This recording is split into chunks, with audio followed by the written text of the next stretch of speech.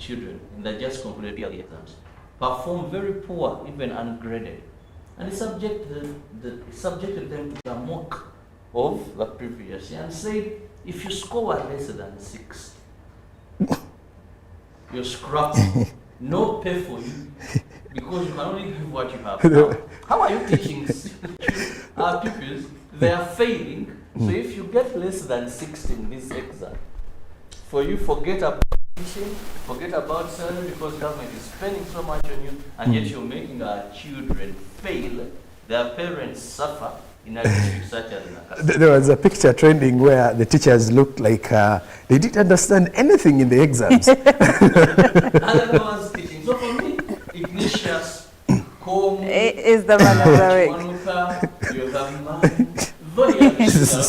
Now, my query here is, does he have the authority, first of all, not to pay? Also, this exam that he made the teachers undertake, was it green-lighted? Was it green-lighted by the Ministry of Education and Sports, or he's acting on his own? Well, one minister for primary education, Moriku Kaduki Doctor, came out and told him that, well, he's not supposed to do that. There are people supposed to do that, and that is the ministry. But also he said, well, if he should consult people that are experts. If he's a teacher himself, let him sit those exams and we see what he gets. But according to how he was, my brother there, terms of books. Uganda. First of all, something to interest. I looked at the man who climbed in a yellow NRM t-shirt, very smart.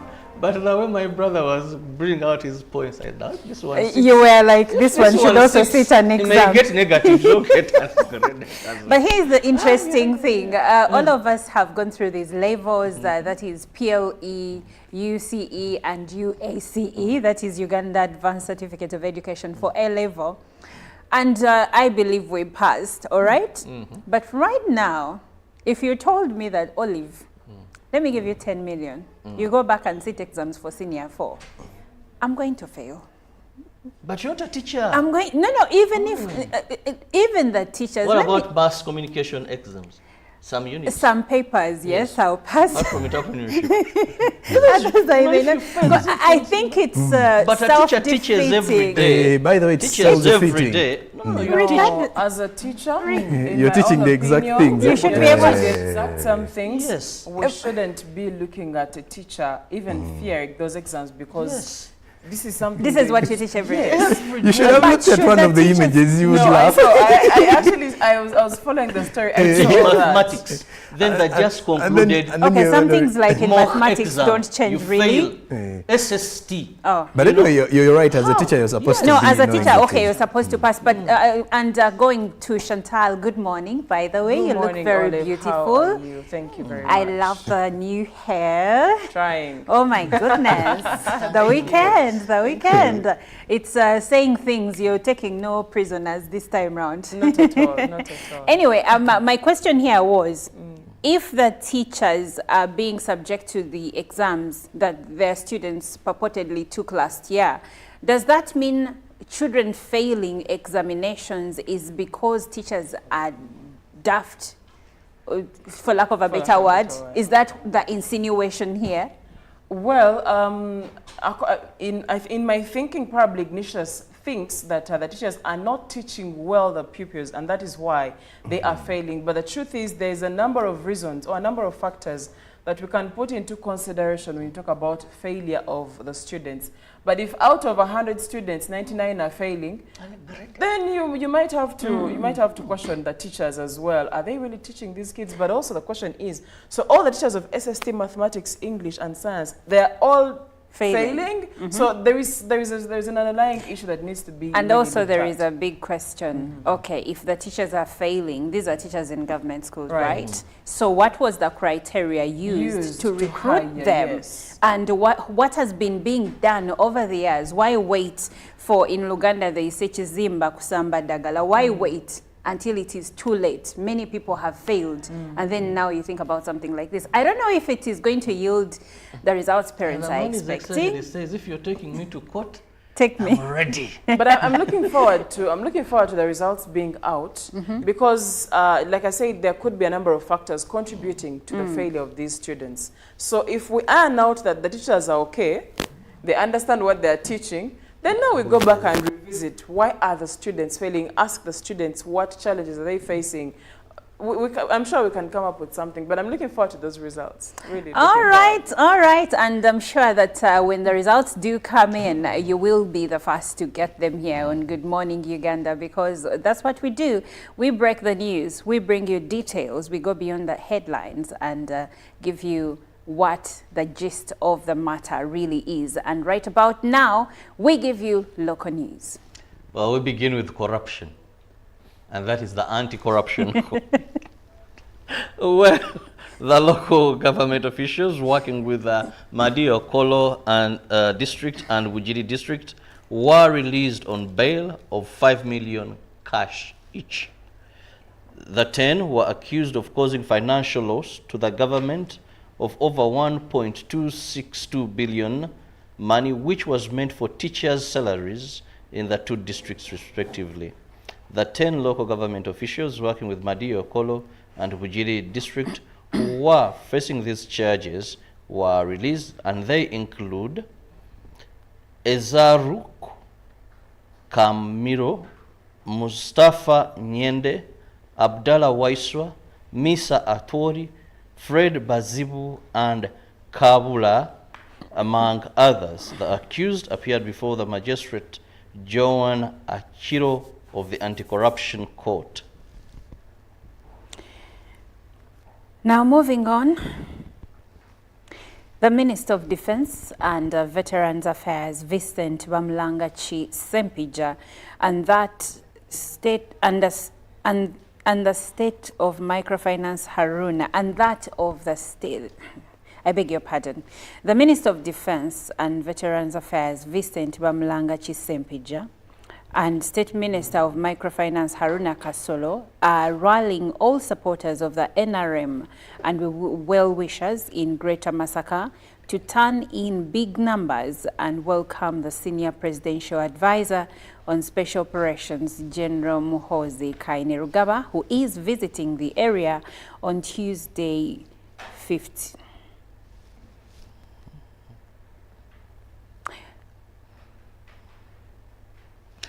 Moving on, the Ministry of Energy has announced the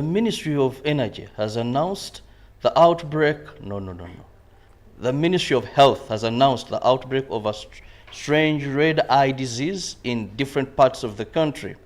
The Permanent Secretary, Ministry of Health, Dr. Diana Atwine, has called upon the public to be vigilant and uphold some guidelines related to the fight against COVID-19, especially washing hands regularly.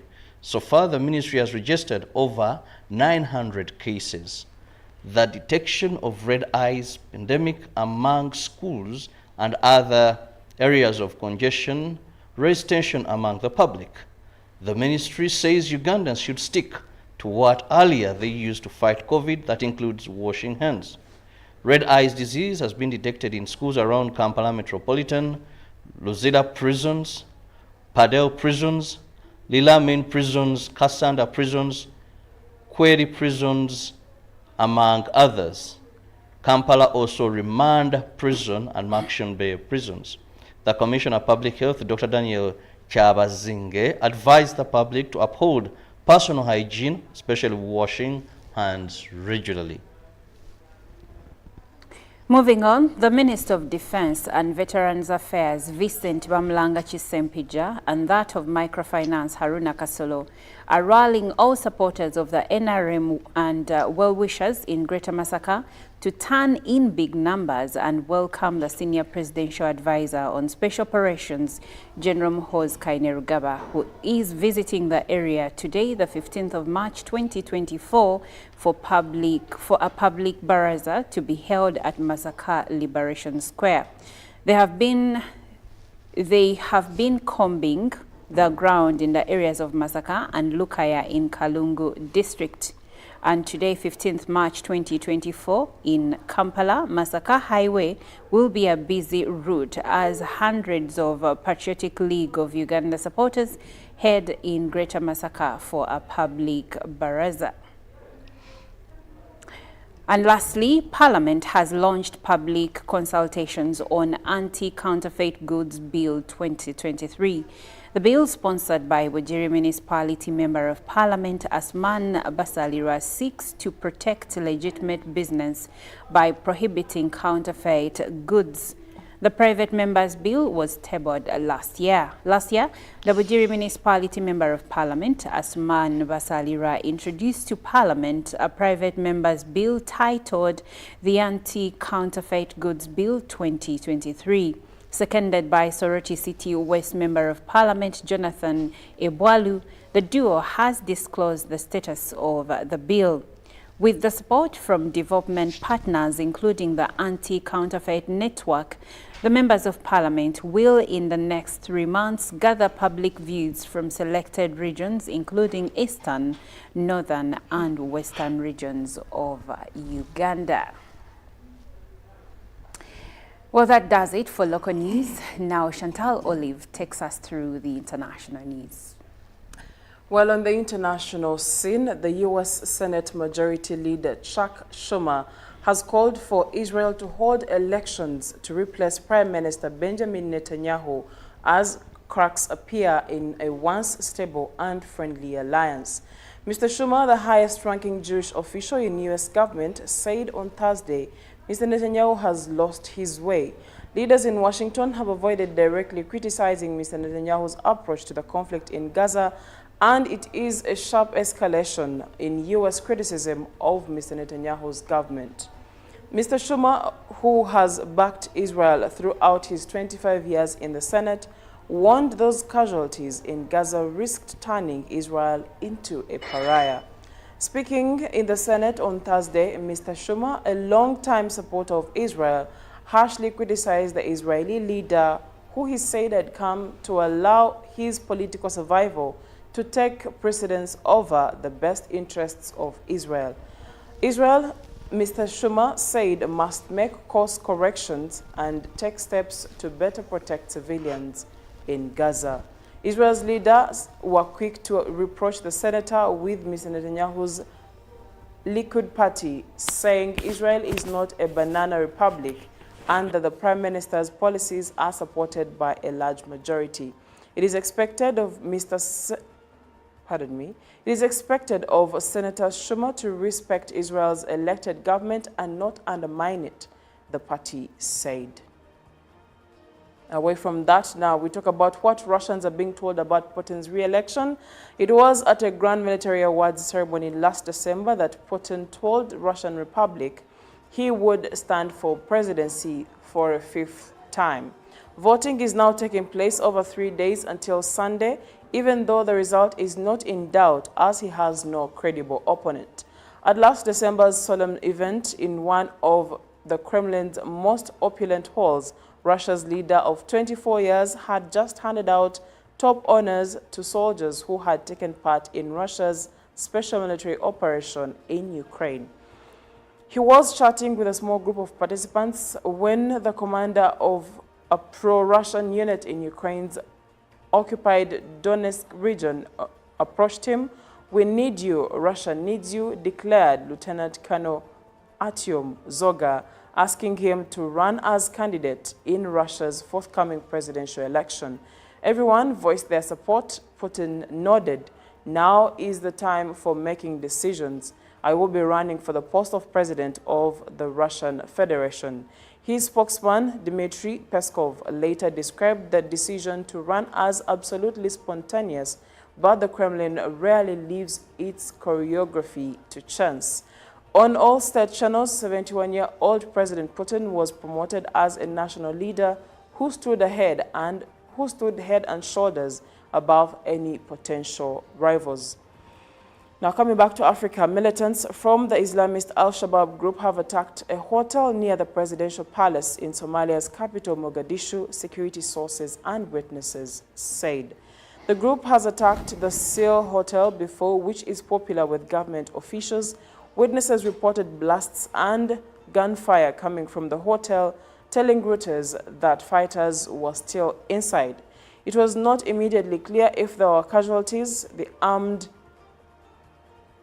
Mujahideen control the hotel and are shooting workers and officers of the government in the hotel, Al-Shabaab said in a statement claiming responsibility for the attack. Resident Farah Ali, who lives near the president's office, told Reuters, "We first had a huge blast and then gunfire followed. We understand the fighters are inside the hotel for we hear exchange of gunfire." Several gunmen forced their way into the building after destroying the perimeter wall with a heavy explosion, a security officer told a news agency. Now, Hassan Noor, who escaped by scaling the wall, said, "I don't know about the casualties, but there were many people inside when the attack started." Other witnesses reported seeing police arriving within minutes of the attack, which triggered a gun battle with militants. Attacks had reduced in recent weeks amidst heightened security after the government intensified its military offensive against the Islamist group. Now, briefly speaking matters climate, Azerbaijan, host of this year's UN climate change talks, hopes to upgrade its emissions reduction target in time for the event, the incoming president of the COP29 summit said yesterday. Azerbaijan's economy relies on oil and gas, and its existing target to cut greenhouse gas emissions 35% by 2030 and 40% by 2050 versus 1990 levels is far short of the net zero level scientists say the world must reach by 2050 to avoid the worst impacts of climate change. Mukhtar, the Minister of Ecology and Natural Resources, said his former Soviet nation had started preparations to consider updating its national climate change commitment. It is not only a chance for Azerbaijan but all other countries to prepare and announce the upgraded NCDCs in Baku in November this year, Babayev told a Financial Times conference in London in a recorded interview. Babayev, who previously spent 2 decades in Azerbaijan's state-owned oil and gas farm, did not specify what the amended target would be. And that does it for climate news and what is happening across the world. Well, now we delve into the press review with Jerome Paul to see what has been written down in black and white for you this morning. Well, from our print media this morning, the New Vision is highlighting the best A-level teachers, a pictorial of all the teachers who have led to the success of their schools is at the front page of the New Vision today. Now, elsewhere, President Museveni and the Italian investors discuss investment opportunity. There is a pictorial of that as well at the front page of the New Vision. Then in the Beat magazine, Ramadan, to dress for Allah or Abdallah. Interesting. You can read about that in today's New Vision. Then MK campaign gains steam. Read about that, still with the New Vision. As jilted lower gets 14 years. How about that? Another report of the same is in the New Vision, as you can read about that particular one, where Bernard Kafua Ndubi, who had just broken up with his girlfriend Caroline Chemtai, felt the best way he could seek revenge was to kill his lover's child. Hey. Sad story. Health, red eye. More schools, prisons affected, according to a new health report. Then elsewhere, the Daily Monitor. Isimba Dam to shut down for repairs. You can read about the budget and the money allocated for the repairs of Isimba Dam. Then also in the Scoop magazine, Hannah Karema, Miss World with a Purpose. Read about the beauty queen. As also in the other issues to do with elections, key issues in battle to replace Cecilia Ogwal. That and more is the Daily Monitor. Then elsewhere, cases of red eyes go up in Kampala. As also Kumi sheep lockout Shepherd Kazimba. As cash ties tongues of opposition members of parliament. That is with the Daily Monitor today. Lastly, the Citizen newspaper, that is from Tanzania, revealed factors behind life expectancy increase in Tanzania, which has increased slightly in the last 3 years thanks to improvements in the health care systems and ongoing health living awareness campaigns within the country. Then how Samia oversaw CCM's makeover. Read about the Citizens Rising Woman series. Florence, hard work and perseverance pays dividends, she says. Government rakes in 12.6 billion Tanzanian shillings from digital tax. Then also boost cybersecurity to profit from web economy, experts reveal. As elephant poaching curbed through joint efforts, says Wildlife Authority. That is what the press review is highlighting. Well, thank you, Jerome Paul. Now, like I said, you sit back, we give you entertainment, we give you topical discussions, we give you news, and now that we have come out of the news, we give you Pato ranking for your entertainment. We will be back. Live from MUBS Studios in Kampala, this is Good Morning Uganda.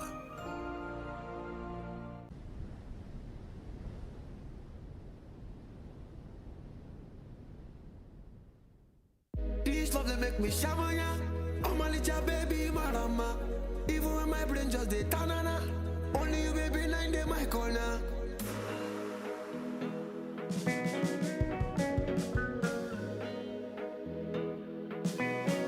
Jando, yeah. Hola, this is for my baby. That's what we do. And with that being said, now I check on the rich young man of the club. Good morning, Jerome Paul. Good morning to you, Monica, and good morning, dear viewer. You mentioned rich young man of the club. I'm taking that. And I'm very excited for the Friday. I will tell you, because I have so many things to do today. Okay.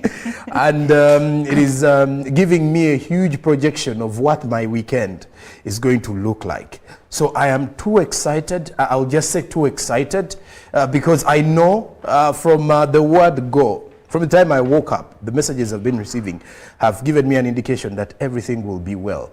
But yesterday, some news was actually rotating around social media and Anderson Burora being suspended of his duties. I think this is something that came out, but it did not surprise anyone because of the way he has been hitting directly to the government. And of course, at times, the words he has been using have not been respectful for someone who holds such an office.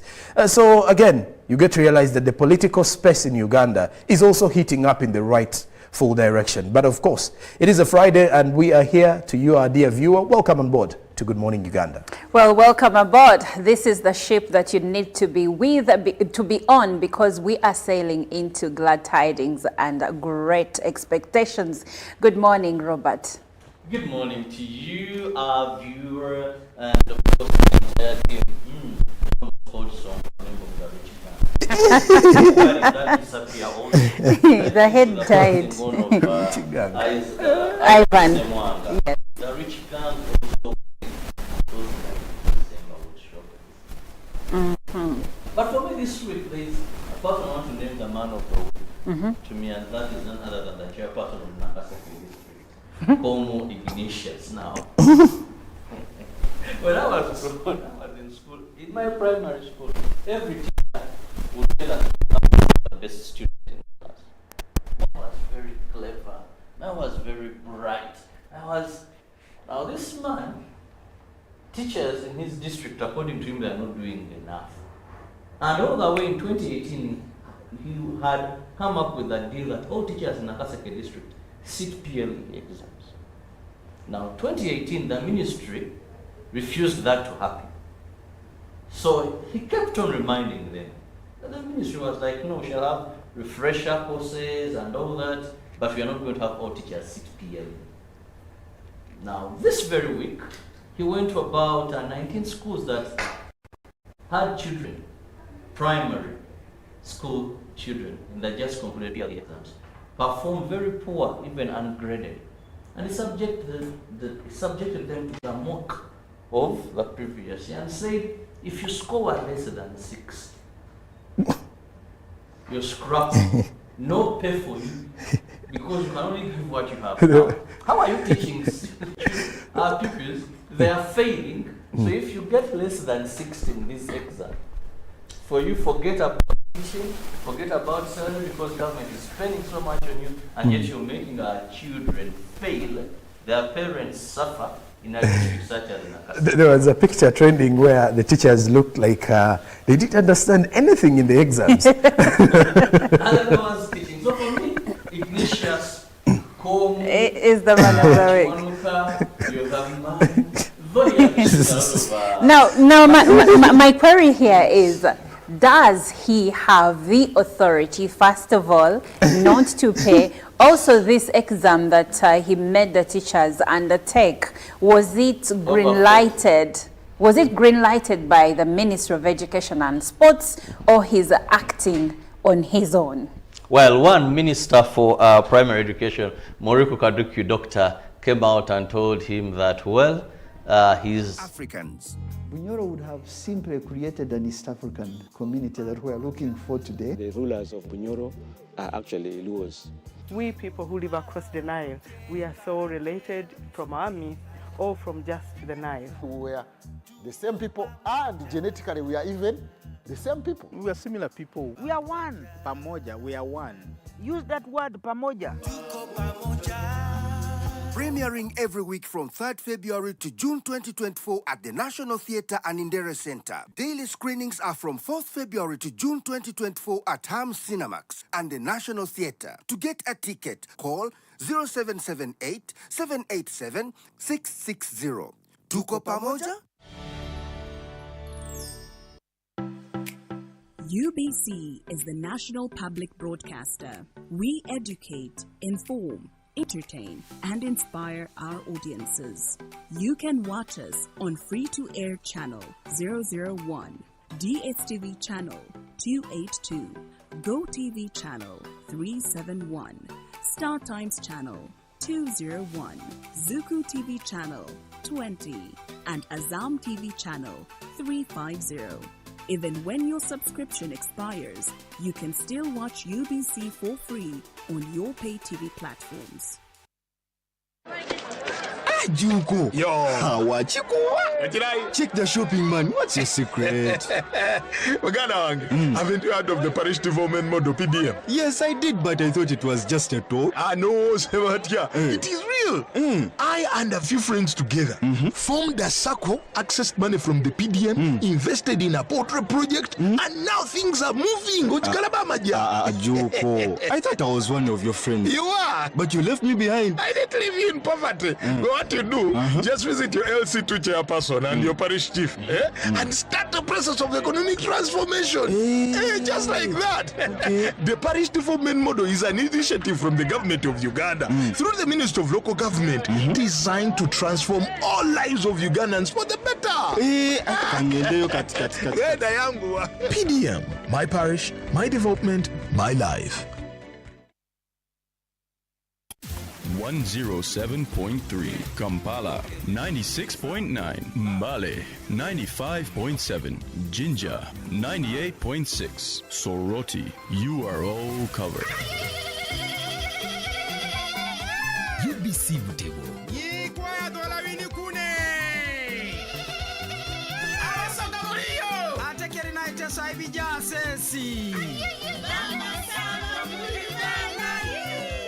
UBC Butego.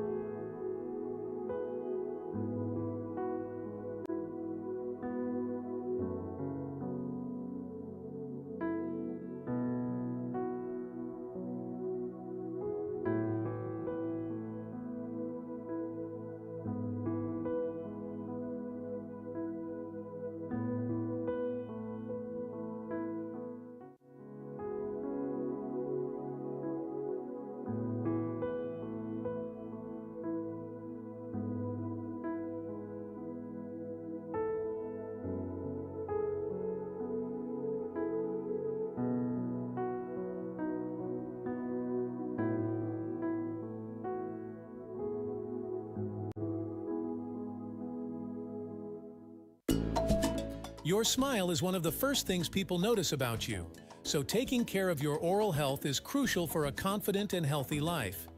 Here are some essential tips for maintaining good dental hygiene. Tip number 1. Brush your teeth twice a day. Use a fluoride toothpaste and a soft bristled toothbrush. Brush for at least 2 minutes, making sure to clean the front, back, and chewing surfaces of your teeth. Tip number 2. Floss daily. Flossing helps remove plaque and debris between your teeth that brushing alone can't reach. Make it a daily habit to keep your gums healthy and prevent cavities. Tip number 3. Use mouthwash. Look for one with fluoride to strengthen your teeth and an antimicrobial agent to fight bacteria. Remember though, it's not a substitute for brushing and flossing. Tip number 4. Maintain a healthy diet. What you eat affects your teeth. Include calcium-rich foods like dairy and leafy greens in your diet. Limit sugary snacks and acidic drinks as they can contribute to tooth decay. Tip number 5. Stay hydrated. Water helps wash away food particles and stimulates saliva production, which helps neutralize acids and fight bacteria. Tip number 6. Protect your teeth. If you grind your teeth, talk to your dentist about possible solutions like a night guard. Use a sports guard during activities that could risk dental injuries. Tip number 7. Avoid tobacco products. Smoking and using tobacco can lead to gum disease and tooth loss. Quitting tobacco is one of the best things you can do for your oral health. Tip number 8. Clean your tongue. Use a tongue scraper or your toothbrush to clean your tongue. This helps remove bacteria that can contribute to bad breath. Tip number 9. Regular dental checkups. Schedule regular dental appointments for professional cleanings and checkups. Your dentist can catch issues early and provide personalized advice. Remember, these tips contribute to overall dental health, and consistency is key. If you have specific concerns or conditions, consult with your dentist for personalized advice. Regular dental care, combined with a good oral hygiene routine, is essential for maintaining a healthy and confident smile. This program is produced by Sani Productions, powered by UBC TV, inspiring Uganda.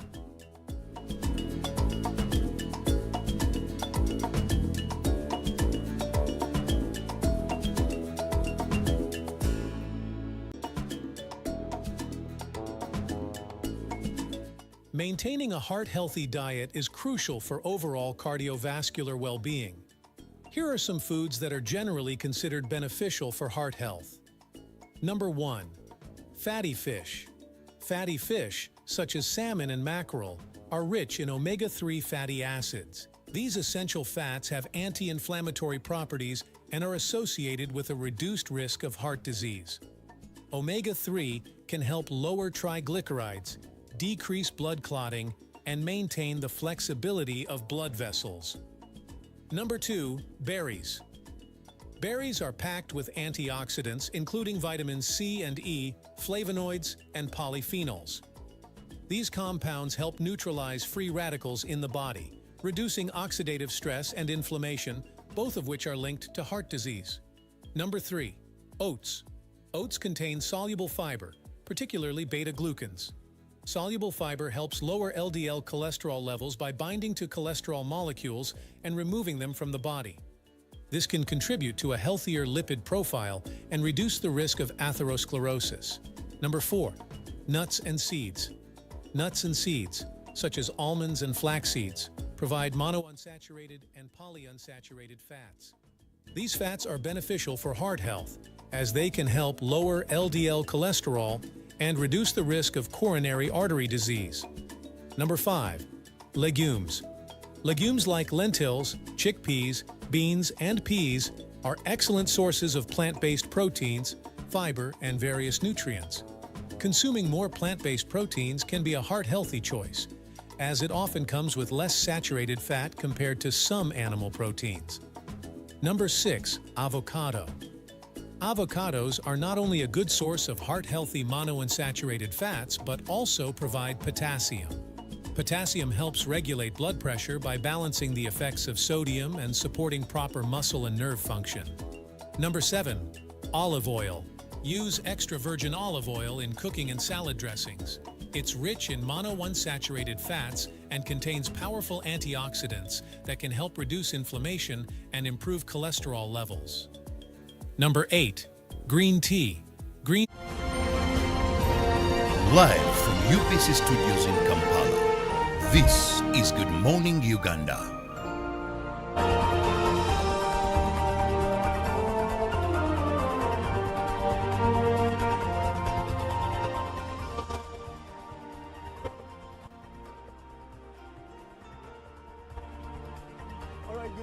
And it's a Friday here on Good Morning Uganda Broadcast House. We are live to bring to you an interesting topic of discussion today. We have a presidential race. This time around, not the presidential race for the national seat, but of course we are taking it to the students' side of things. Makerere University Business School, yesterday they had a presidential debate at school. Today they have a presidential debate, but live on your national broadcaster. I'm Joram Paul Sonko. Many thanks for joining us. I have politicians in the making. Oh no, I actually have politicians this morning, all suited up. And you'll definitely hear from them and know that I do have typical politicians on ground with me this particular morning. Well, you will be part of the conversation because our conversations today are going to be strictly looking into the Makerere University Business School Guild presidential race. So to all the students of Makerere University Business School that have woken up with us this morning, many thanks for making some time with us. But also, you are reminded that we do this every single day, Monday to Friday, from 6:30 a.m. to 9 a.m. every day here on your national broadcaster to make sure we lighten up your morning. But Friday is here. It is normally the Friday edition that is filled up with entertainment, information, and news. I do have 4 gentlemen on the panel with me, as you can see on your screen. The 4 that I do have, 3 of them are presidential candidates. These ones passed through nomination. And of course, I also have at the extreme far left of my side, who is the chairman of the Electoral Commission, Makerere University Business School.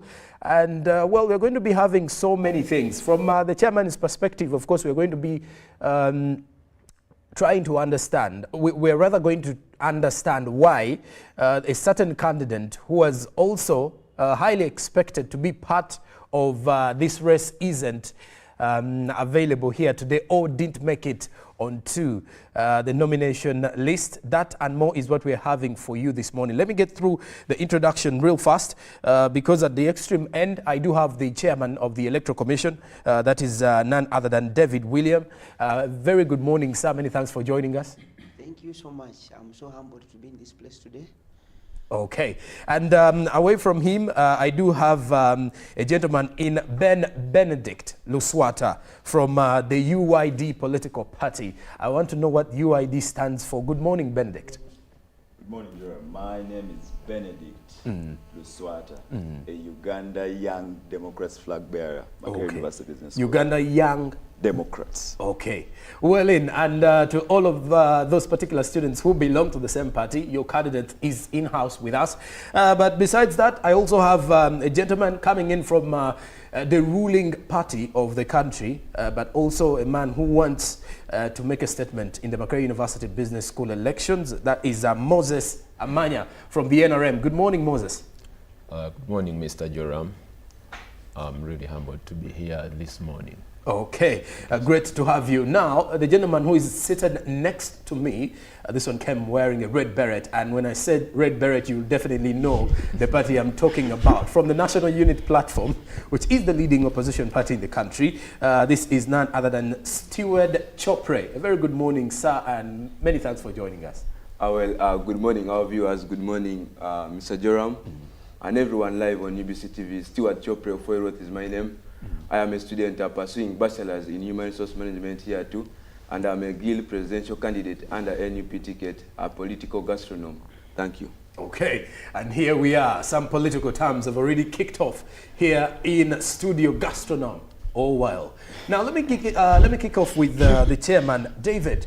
How far are we with the presidential race? First, take us through, just to cop up to speed with us in regards to what you've actually been able to achieve, first from the nomination to where we are and what the roadmap looks like.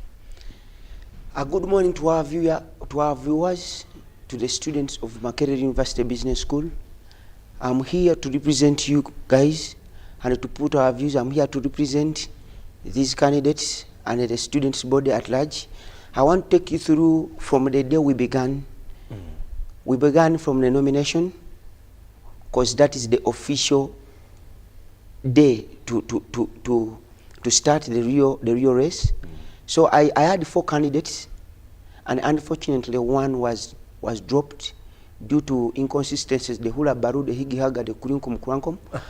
And the constitution is categorically clear. Okay. So we couldn't continue with him when he had some issues with the academic status. Okay. So unfortunately the candidate was dropped. So we kicked it off with the roadmap. It started with the nominations. Then I nominated 4 candidates because they presented the full of the requirements that are required as the EC chairman. Then we had a debate yesterday, and these people showed their electorate that they are fit for purpose. So we are continuing with the roadmap. The day of voting is 22nd, next Friday.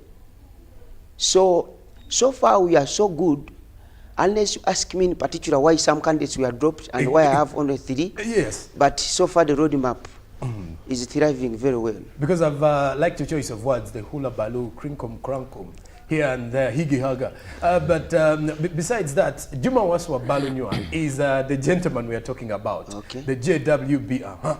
He's not on the panel this morning, but many people are expecting him to be here. Though, across social media, many knew he wasn't supposed to be on this panel. Maybe those students who knew were students of Makerere University Business School. Yes. Let me get back to the chairman. Why don't we have him here? Okay, the reason why we don't have Juma Waswa Barunywa, there is what we call Latini Marxism of Leo Demo de Ko Urutum. Leo Demo de Disokutum applies with equal force. Okay. Something that was approved by pending of signatures should only be disapproved by signatures. Okay. We have a constitution of 2013 and we have a constitution of 2023. I myself was among the house by then. We had the constitutional crisis, whereby the constitution was saying the good president, the incumbent, should nominate ministers from the GRC house. Okay. So we had such a constitutional crisis and we decided to amend the constitution. By then, people never put much emphasis on that article, and they thought we can interpret any article in isolation of the other, but we couldn't. The constitution is so clear. By then, we never saw it necessary to amend that article because we thought no one will fall a victim. But reached at this moment, whereby we amended some articles and we left others because we saw it not necessary to amend them. Little did we know that such a time will come whereby some will fall a victim. And it came to my brother Juma Waswa Barunywa, whereby he had a retake he did in year 1 in first semester, and I couldn't nominate him. Article 81 of the Constitution says someone to qualify to be a good president, that someone should have been on normal progress throughout the semesters of his semesters of study, and it goes in to put in brackets, he should not have obtained a retake. So my brother Juma Waswa Barunywa had a retake, he did it, and he was on normal progress. By this time he's on normal progress and he's a registered student. But again, people were mistaken. Students of Makerere, they are suffering what they call sometimes cognitive dissonance. They have what they call mental diarrhea. They follow so much politician than seeking for what we call leadership. So we are facing a lot of what they call malaga narcissist, celebrity panjandrum. So people don't go in too deep in politics, and they just follow peremptory talks and imponderables. Okay. But Juma Waswa Barunywa was dropped out because of that issue, and I couldn't. Okay. I couldn't nominate him. And Thank you, one of my producers, Kauzi, who have over the few months, I was actually thinking you had some great English words. I do have a new challenger in studio this morning, in the chairman of the EC from Makerere University Business School. But of course, we're not going to be crying over the split, the spoiled milk. we are now having our focus on the candidates in-house here. And of course, we now know why we only have 3. These ones have already met everything that is desirable or that is supposed to be considered for someone to be part of the presidential race, according to what the Constitution of Makerere University Business School stipulates. Now, let me get to the candidates very fast here so that we get to hear from them how prepared they are, how ready are they, and if given the opportunity, what are they going to give the students of Makerere University Business School. Of course, if we mention MUBS, there are lots of things we do know about MUBS, but chaos isn't one of those, if I am to speak. But let me get to Benedict Luswata. Benedict, good morning once again. Welcome on board to Good Morning Uganda, and here we are for the presidential race. What do you have in store for your voters or for the students? My name is Benedict Luswata, and I am very glad to be here. Makerere University Business School is so delighted to have students that believe in their interests. So without their interests, you cannot in any way appear on such a debate to discuss student issues. I personally am a procurement student and procurement and supply chain management student. I'm in my 2nd year. And in preparation, we have made negotiations, because negotiation and advocacy is key on how best we can achieve students' interests. We happen to live in a community where we have human beings, students, and the administration, but none of the two can exist without the other. We need to find an alma mater harmony on how we negotiate and be fit for the society. How does this come about? We need to negotiate, we need to advocate, we need to request each other so that each and everybody's interests can be shared with when we're having a win-win. In matters of negotiation, we deal with how do we collaborate. We never want to go with a competition kind of approach because we know a win-win is in for us all.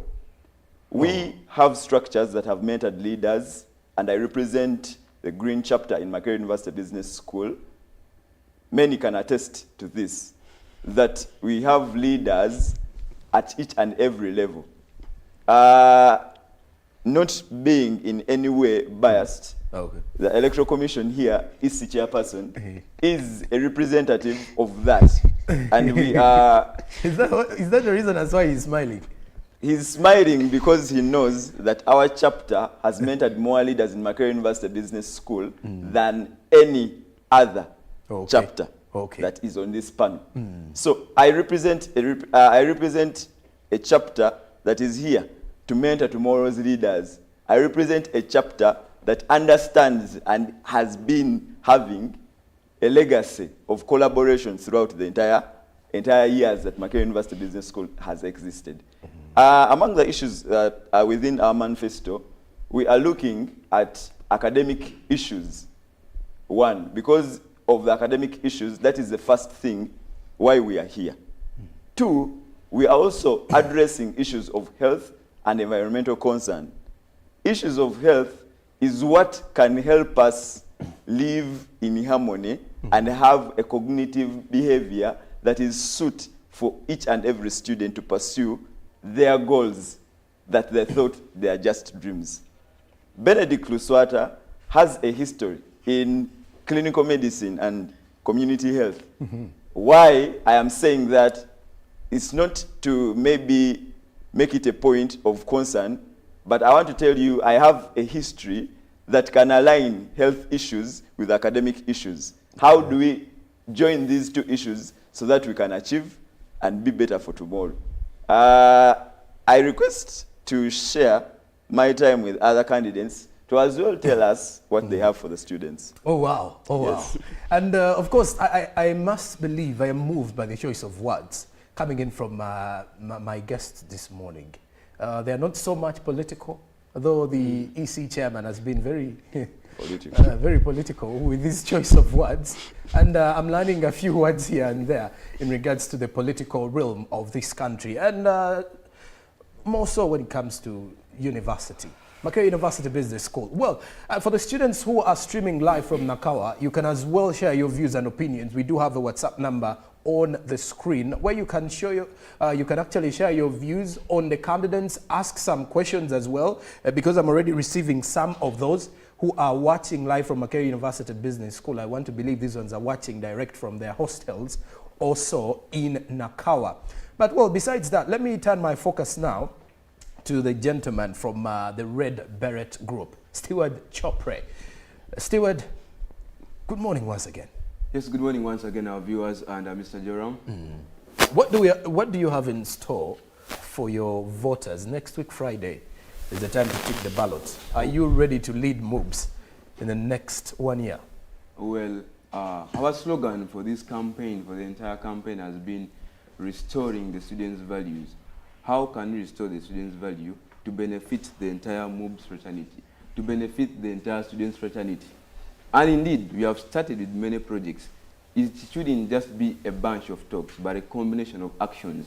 And in that, allow me to tell you some of our projects we have done. I'm not coming here to boast about my political party being long in power. No. We have started speakers. We bought speakers in Short Tower for BBS students because that class is so large. And some from behind don't get what the lecturer is telling them. And so students end up not getting exact things the lecturers are teaching on board. We bought speakers, and that was in space for them. It helped them up to now. We organized a very successful football tournament, which was in the first 3 weeks of this second semester, the Chopre football tournament, in which many talents were identified. Administration took concern, they took interest. They identified some students, and indeed those students were called upon to the school team. Some have started training. Well and good. Since we're also diving deep into our health and hygiene, there are some hostels around Nakawa, around MUBS, that have inadequate dustbins and security lights. And so we provided some good dustbins to some hostels, though it's a continuous process. We want to dive into it bigger. You want it to be a building block to start from, a stepping stone to start from. And so we are moving to all other hostels that we can cover in the shortest time possible in our leadership tenure, such that we cover the rest of the hostels which are having inadequacy of such. And security light, it has been a concern at MUBS. Some areas, they don't have lights, security lights around. And so we started by providing security lights like students of Biko Hostel can bear with me witness. We provided those security lights. Well, to dive deep into my manifesto, we have a 10 feasible point manifesto that we are basing in this academic semester or in this political campaign. Well, to begin with, we are all at Makerere University Business School because of academics. Well and good. Therefore, our point number one is education and academics. How do we tackle academics and education? It is the primary source, the primary cause as to why we are at campus. We have gone ahead. We have initiated, I personally have initiated what we call Help a Colleague initiative. And we have helped some, like 5 students per now, whereby we do go to students, we engage them, we solicit funds to some of the students who are not in position to complete their tuition. We have done that, and they have been able to do the exams. What do we talk about academics? Still, we have organized various academic clinics that we have facilitated. For instance, in accounting 3, accounting 2, fundamental accounting, QM, quantitative methods, and the financial management, FM. We have a team that is based on follow-up of such. We do academic clinics every week. Even yesterday, you are just from doing academic clinics in some of the most difficult course units, because that's what we want to restore the students' value with academically. Well and good. Still on that, my number 2 manifesto, I will dive deep into remedial tests for the 3rd years. Okay. Getting a retake is not by an accident. People get retakes for various reasons. Some of us fall sick. Some of us hustle for ourselves. Okay. You have to get money from morning up to evening. Before you know it, you go into lectures, you are so tired. Some of us have struggling parents that have to get loans from financial institutions to sustain us to the university. And in that, when a person gets a retake in his third year, in his or her third year, that person might not graduate unless given what we call a remedial test or a redo. And he or she does it, he passes it well, and is incorporated in the graduation list. Let me tell you, in the Uganda of nowadays, it is very hard. It is very hard for you to get authentic job, with a testimonial. Okay. Unless you have a conk connection in the outside world, of which not all of us have that connection. Some of us have a very humble background. Are inclusive. Okay. And so a transcript is needed. That's why what I'm fighting for next week on the 22nd, when I'm crowned the next guild president of MUBS, that's what I'm going to start with. Because at least academics, we have already dived into it bigger. We want to tackle the third years most. These people don't have time. They have only 2 months to leave campus. Okay. Some of them have retakes. We have to clear those retakes. You have to work upon those retakes. You have remedial tests have to be given. Redos have to be given in some of those failed course units. Like for instance, we have started in the Bachelor of Science in Accounting, year 3. Accounting 3 was failed. Out of 492 students, only 126 passed. And so we bargained and negotiated for that. And I'm very glad Accounting 3 remedial test was given. A redo is going to be given. They're going to do. That's my pleasure. That's what I'm fighting for the students' fraternity. They have to be given redos and remedial tests. And they do it, they clear it, they graduate in time. No one should wait for 1 full year to come and graduate with year 2s. No one wishes to get a retake. A quick one. For all of you who want to join this conversation, by the way, the WhatsApp number is 0709-602-592. We'll be much interested in having opinions coming in or views coming in from Makerere University Business School students to share your views on who you think would be fit to be your candidate. And even though you feel all of them are fit, you can ask questions and, of course, send them through the same WhatsApp number. We are live on YouTube as well, UBC TV Uganda, and you can as well follow the conversations on Twitter, that is using the hashtag UBCGMU, the conversations that are entirely on the Guild presidential race for 2024, that is Makerere University Business School, to put it into proper context. Before I get back to Chopra, let me get to Moses Amanya from the National Resistance Movement. Moses, good morning again, and you are here. What do you have for the students of Makerere University Business School? Thank you, Mr. Joram. My name is Moses Amanya. I'm the NLM flag bearer, Makerere University Business School. It's a pleasure being here this morning. We have come as the NRM, as Amanya Moses, to serve the students' interests because as far as MUBS is concerned, whatever we do is in the interest of the students. I want to tell you that we have our manifesto, which I always emphasize and tell people that it's just an ink on paper that should be put into implementation. To begin with, as we all know, that our main goal when we come to campus is to study and academics. And people have had a lot of challenges as far as academics is concerned. And I want to let you know that people have things that have pressed them. We have seen people not graduate. We have seen people get challenges. Somebody has started well, first maybe year, it goes up to second year and things don't move on well. You find them miss out the chance to pursue maybe their bachelor's or any other program they try to pursue. What we are going to push for, as I've always told these people, my friends from third year, that we want a well stay at MUBS for only 3 years, the stipulated time. Yes. I've always cracked a joke that you find people can stay at MUBS for more than 3 years, yet they are not doing law, they are not doing medicine. You get me? And we are saying these things can always be handled. When we talk about retakes, a retake is one of the concerns that deny people a chance to appear on the graduation list. And when from the follow-up we made and the constant research we have always carried out, you find out that people get retakes not purposely because they don't mind about reading, they don't mind about academics, but there are challenges that people face on individual basis. Tuition itself, because if you have not paid at least 60%, you might be you are always denied the chance to sit for the paper. And we are saying these retakes that people get, some of the challenges are on the side of the students, other challenges are external. And we said to the third years, for us to enable them see them graduate and go from MUBS is bringing what we call recess on board. Recess was there, it was scrapped off. And I told people that if it was there, then it will be our responsibility to sit down with the stakeholders, maybe the administration, to discuss and harmonize, and we see how we can reach a consensus and see how to help our fellow students.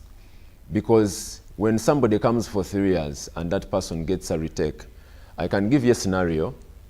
We always conduct online lectures, but to some people are not well conversant with the connectivity. And if you fail to do maybe, let's say, coursework 1, you will get an automatic retake because coursework contributes to the final marks. Yes, sure. So what happens is that there are challenges that people don't look at, and these are the same challenges that cost students that cost the students. And we are saying the only chance we are giving to our students is bring recess. A recess is when they allow you to do a paper and you graduate with your friends. Because the policy is, if you fail a paper, you have to wait for the next intake for you to do that paper. That's when they reschedule it. And you find that people are frustrated and it doesn't create impact.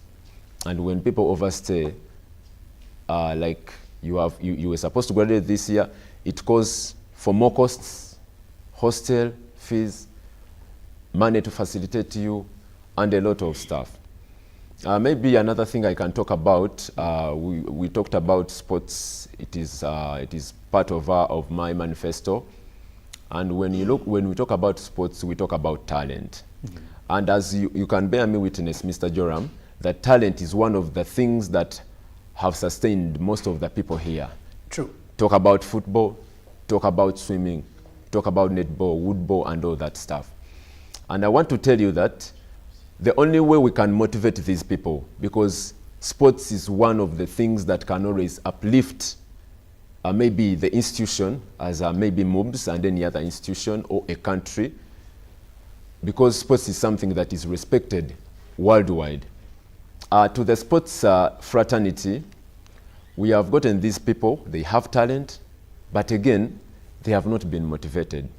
And we are saying, this time around, we are pushing for what we call scholarships, if they are there, for those students, because we can. There are opportunities that have been hidden. There are treasures that people have not seen. And we want to take up the mantle to make sure that we bring what belongs to students to them. Let them access these services, let them be felt, let them be heard, let them be recognized. We talk about tuition waivers and all that. Okay. Okay. And Moses, I'll get back to you. I have some views and comments coming through from the viewers. I do have a comment coming in from Sami Anyolo, who says he's streaming live from Nakawa. Thank you very much, Sami. He wants me to ask, I think, the EC about Kauma Douglas Brian. I'll get to you, EC, and then you respond to that particular one. Then this one says that's a transparent EC chairperson. Chop Press Tour, the leader with actions. This is John Robert Bellarmine, who says his Chopra is next to JWB. JWB is not here. Mr. John Robert. But then also, besides that, we also have another view coming in. Good morning, Uganda. Thanks for the show. Thank you very much for watching. And then this other comment is going into Amanya Moses. This one says, Chizimola Alan Newton. How will, this one says, good morning, UBSAM. Chizemola Alan Newton, how will Amanya Moses improve on fallen business courses in Makerere University? Amanya, I think you should take that particular one. I'll be getting to you immediately after the EC replies to one of the comments that have come in this morning. Let me get to David. David, there's a comment here, as someone is actually asking about a certain Kauma Douglas Bryan. So the issue of Kauma Douglas Bryan, he was a candidate also, but I never received his credentials. Okay. As soon as he realized that I had got a retake, he withdrew from the race. Oh. He never even got an opportunity to bring his documents. By the way, Kauma Douglas withdrew from the race before even the roadmap was out. So, also Kauma Douglas, you know, sometimes when we are at university, we tend to leave that side of books and we concentrate on serving students. And we forget the sole reason why we are at university. You know, my brother Benedict was saying I was in a UID party. I personally, Magezi David, I want to win so bad. My anger and appetite for success is intimidating. Okay. I always come up with new ideas and visions every single day. And people around me say, slow down. Stop, Magezi, you're doing too much. But I always tell them, it is only those that see the invisible that can do the impossible. Okay. You have to be able to see what doesn't exist in order to pull off or achieve what in most people's mind seems to be impossible. So Kauma Douglas did the same. And the constitution is clear. Once you get a retake or you have ever done a retake, you are dropped. So Kauma Douglas was also dropped due to a retake that he got in his career. Okay. Yes. And I love the fact that the EC chairperson is very transparent and pretty much giving us the real tea from the Makerere University Business School. And well, EC, before I get back to the candidates here, because I want to go to Bernard real fast. During the nomination time, sorry to take you back to JWB at the time. Okay. News circulated during that time revealed that he was arrested on the day. Why is that so? Okay, it has been from history. Okay. Makerere University Business School has never rioted. We accept the matter of the fact that JBW was loved by the student. We cannot deny, yes, he was loved. But the actions of rioting was tainted and hampered with a lot of myopia. It is not part of MUBS nomenclature, and it was so above us for us to see students rioting. Because this thing has not only happened to Juma Wasobarunywa, but as this guy has told you, I was a political gastronome. I was a diamiage. I tasted political piquants, sumptuous, or bon vivant from the UID party. Okay. But those things happened. I was in year one when we were campaigning for Chinene. Chinene was a presidential candidate. We faced the same. But the way of handling things goes deep. What do you think for the university? What are your ambitions? Okay. So when JBW was dropped out, riots happened. You know, the university or the administration does not indulge or enter into students' politics. These activities are fully managed by the students ourselves. Okay. But when Juma was dropped, when I announced that he was not fully nominated, the team started rioting. They started breaking windows. They broke the principal's car, the acting principal's car, and a lot of ruckus was in the place. But I had promised them before. But if I don't nominate any candidate, it will be the fault of the candidates. So I had promised them they will not seize urbanism, medicinal consequences, and the prostitutes. But again, the police had to come in to control the situation. No one was beaten. I denounced that. No one was beaten. No one was harassed. No one was.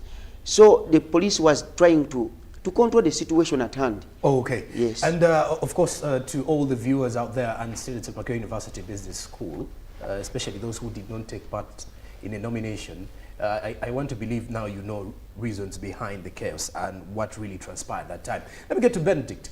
Benedict, looking at what your fellow candidates have actually been able to submit for starters, how different are you, or what other differences do you have in your as a leader that will make you stand out amongst these two? Thank you so much, Joram. To make a conjoiner with what you talked about earlier. Okay.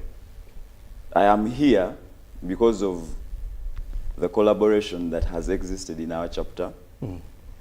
Allow me thank,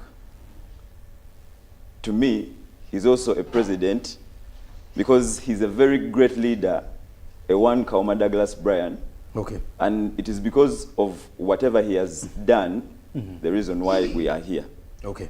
The difference with what is happening in Makerere University Business School, allow me as well to thank UBC for having an initiative and loving to see how Makerere University Business School being at the foundation of its politics and leadership and how it is going to be harnessed into the national circles. Okay.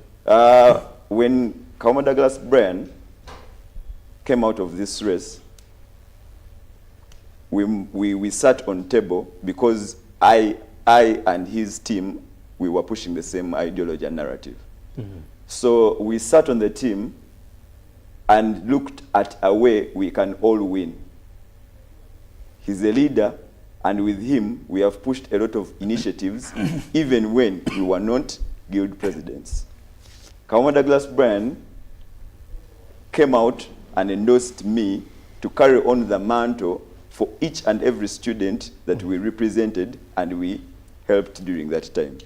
The difference that makes us fit for this position is how much we have achieved as a union, even when we didn't have a guild president position. Okay. Yes. All right. And just before I let you rest a bit, let me get to you. I have a question coming in from a viewer. This one says, I'm Alan in the UK. I have a brother at MUBS who is called Kwikiriza Alan, BIB. I think that is the program he's doing. He says, how will you engage with and listen to the concerns of your constituents, or let's say your students, for a better choice of words? In Makerere University Business School, from my year one, I've been serving as a course leader. A course leader is at the end of the leadership of the students' leadership. And we have been on groundwork, harnessing each and every idea that the students really face. We, in our manifesto, have the 8-block manifesto. We have an information idea block that we are talking about, and how best we are going to get this information from the students. We are diving deep down to empower course leaders knowing that they are at the end of this leadership, so that they can reach because each and every program has a course leader. Okay. And those course leaders, for years, they have not been empowered enough, and their roles have not been differentiated well enough from the GRCs. They sometimes are left out to deal with the students' issues, not effectively to achieve the goal of the institution. So in our manifesto, we are here to make it a point that each and every student, be it a BIB student, a procurement student, a Bachelor's of Administration student, we are talking to their course leaders. In the pipeline, we are pushing for a course leader constitution so that we can have a union, as we have mentored leaders in Uganda Young Democrats, so that we can mentor these leaders as well, so that we can have a push that is uniform for the Makerere University Business School. All right, let me get to Moses now. Moses, I have two comments that are directly heading to you. One was from Chizimola Alan Newton, who says, how will you improve on the fallen business courses in Makerere University? That was the very first question. And then also Alan from the UK still had a question for you, which was saying, what steps will you take to ensure, rather, how do you plan to address climate change and promote sustainability within the university? Thank you so much, Jerome, and our dear viewers. When we talk about the courses that are being failed, I myself has taken an initiative to carry out clinics. These clinics, we always get people who are well conversant with certain course units that we do, and they take through these students enable them to understand the concept when we create some good time for people. And I think the previous one has been there yesterday, but one before we had the presidential debate rally. Okay. I mean the presidential debate. There are many initiatives that we are going to bring on board. Okay. We shall make sure that we work hand in hand with the representation of the students at different levels, from the GRCs to the course leaders in particular classes, so that they emphasize more of academics. Maybe let them be discussions, conduct these clinics, and maybe provide materials, encourage students to use the library because it's there and a few of them have utilized it. And I want to tell you that we shall achieve that. Okay. Maybe to the other question, he said about the environment. Yes, climate change, because it's becoming a very huge issue. Yeah, and it sure. starts with all of us. Yes. I want to thank him for that question. Okay. And I want to tell you that I myself am somebody who loves nature. Recently, the Muvule Generation Club at Makerere University Business School organized the presidential debate about climate. And I told these people that as far as climate is concerned and the environment, it begins with me, it begins with you. It is a responsibility of each and every person. And we said this can always be handled as long as we make people feel that they are supposed to be part of it. Okay. If it is not, if it is to plant a tree, let it be a responsibility to each and every person. It shouldn't be occasional. Because when you can bear me witness that most of the people, when somebody is going to plant a tree, there is a function, maybe they have organized for it, True. and somebody cannot take an initiative on an individual basis to do that. Okay. And maybe to the other thing is when you talk about the environment, it's a very broad thing. Because the way how we protect it is very key. It's not about loving it, but have you taken a step on how to preserve it? People just dispose of wastes anyhowly, and we said in that debate, I told people that we can come up with policies on how to handle the environmental conservation. Okay. But before the break, let me get to Chopre. I do have a question for you. But after the break, we shall be looking deeper into the opinions and questions coming in from our viewer.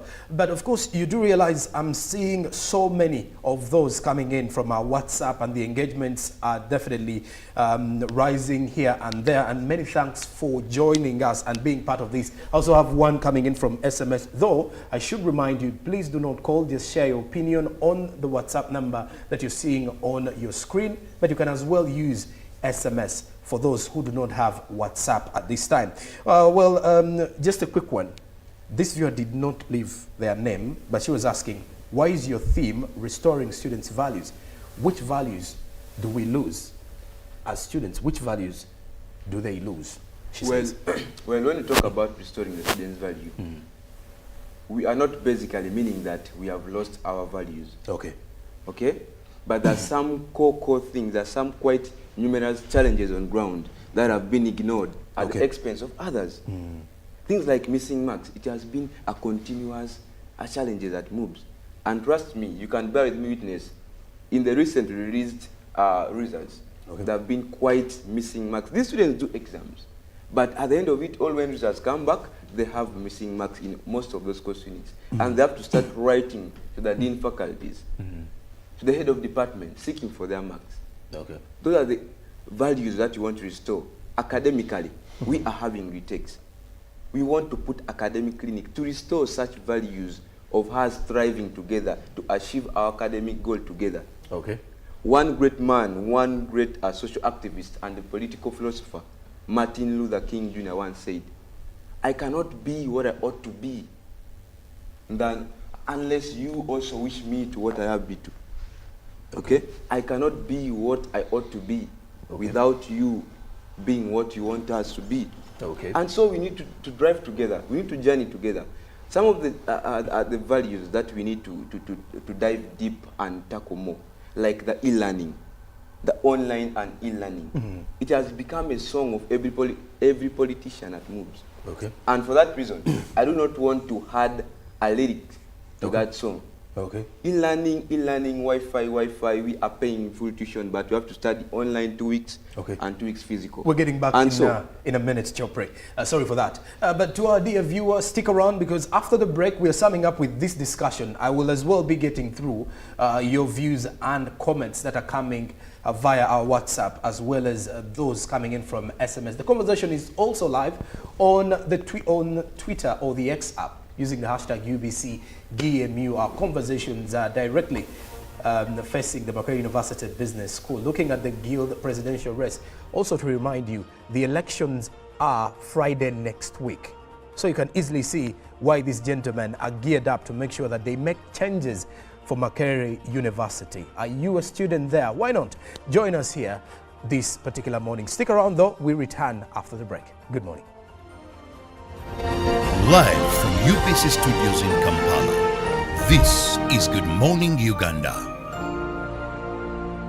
Pick of the day on UBC. One-on-one with Michael Jordan Lukomwa. A weekly face-to-face conversation focusing on accountability, inspiration, information, and sensitization of the public from the various sources, such as inspirational profiles. Having disability is not inability. Every Friday 9 p.m., it's one-on-one with Michael Jordan Lukomwa. Don't you see anywhere that you would give a credit in the fight against COVID? My role as the owner of the country is not to, be preoccupied by giving credit to my servant. We have said that if we are to talk to General Museveni, there must be certain conditions in place. Is it true that you paid 5 million shillings to MPs that voted for? Was brought to you by MTN Momo Pay is the easy way to pay. Dial *165*3# or use the MTN Momo app. You don't need cash. MTN Momo Pay is safe and free.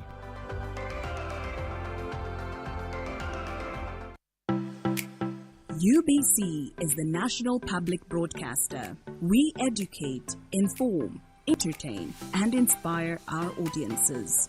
You can watch us on free-to-air channel 001, DSTV channel 282, GoTV channel 371, Star Times channel 201, Zuku TV channel 20, and Azam TV channel 350.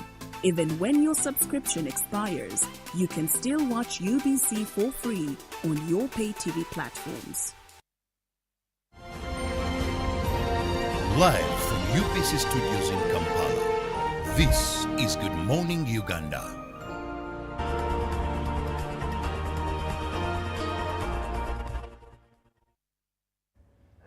Hello there, welcome along yet again to our discussion this morning. It's Good Morning Uganda Friday edition. The Friday edition on Good Morning Uganda is pretty much open to the audience at times, pretty much a time when we get to talk about so many issues, be it entertainment, be it student bodies and the like. But from Monday to Friday, we are here from 6:30 a.m.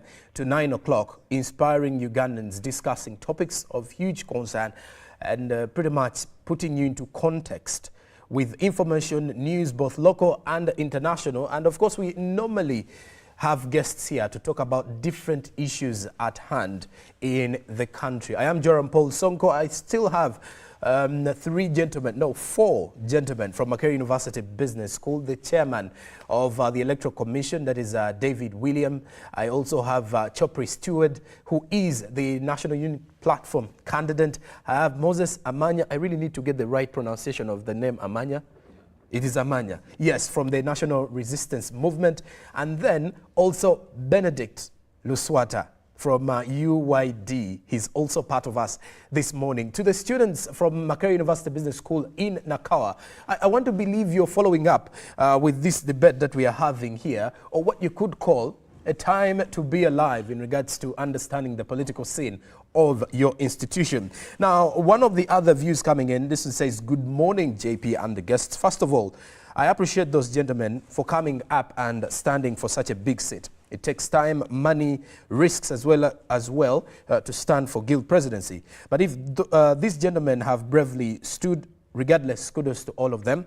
I would caution them to be real. I understand they come from different political parties which are characterized by chaos, violence, character assassination, hate speech, corruption, and the like.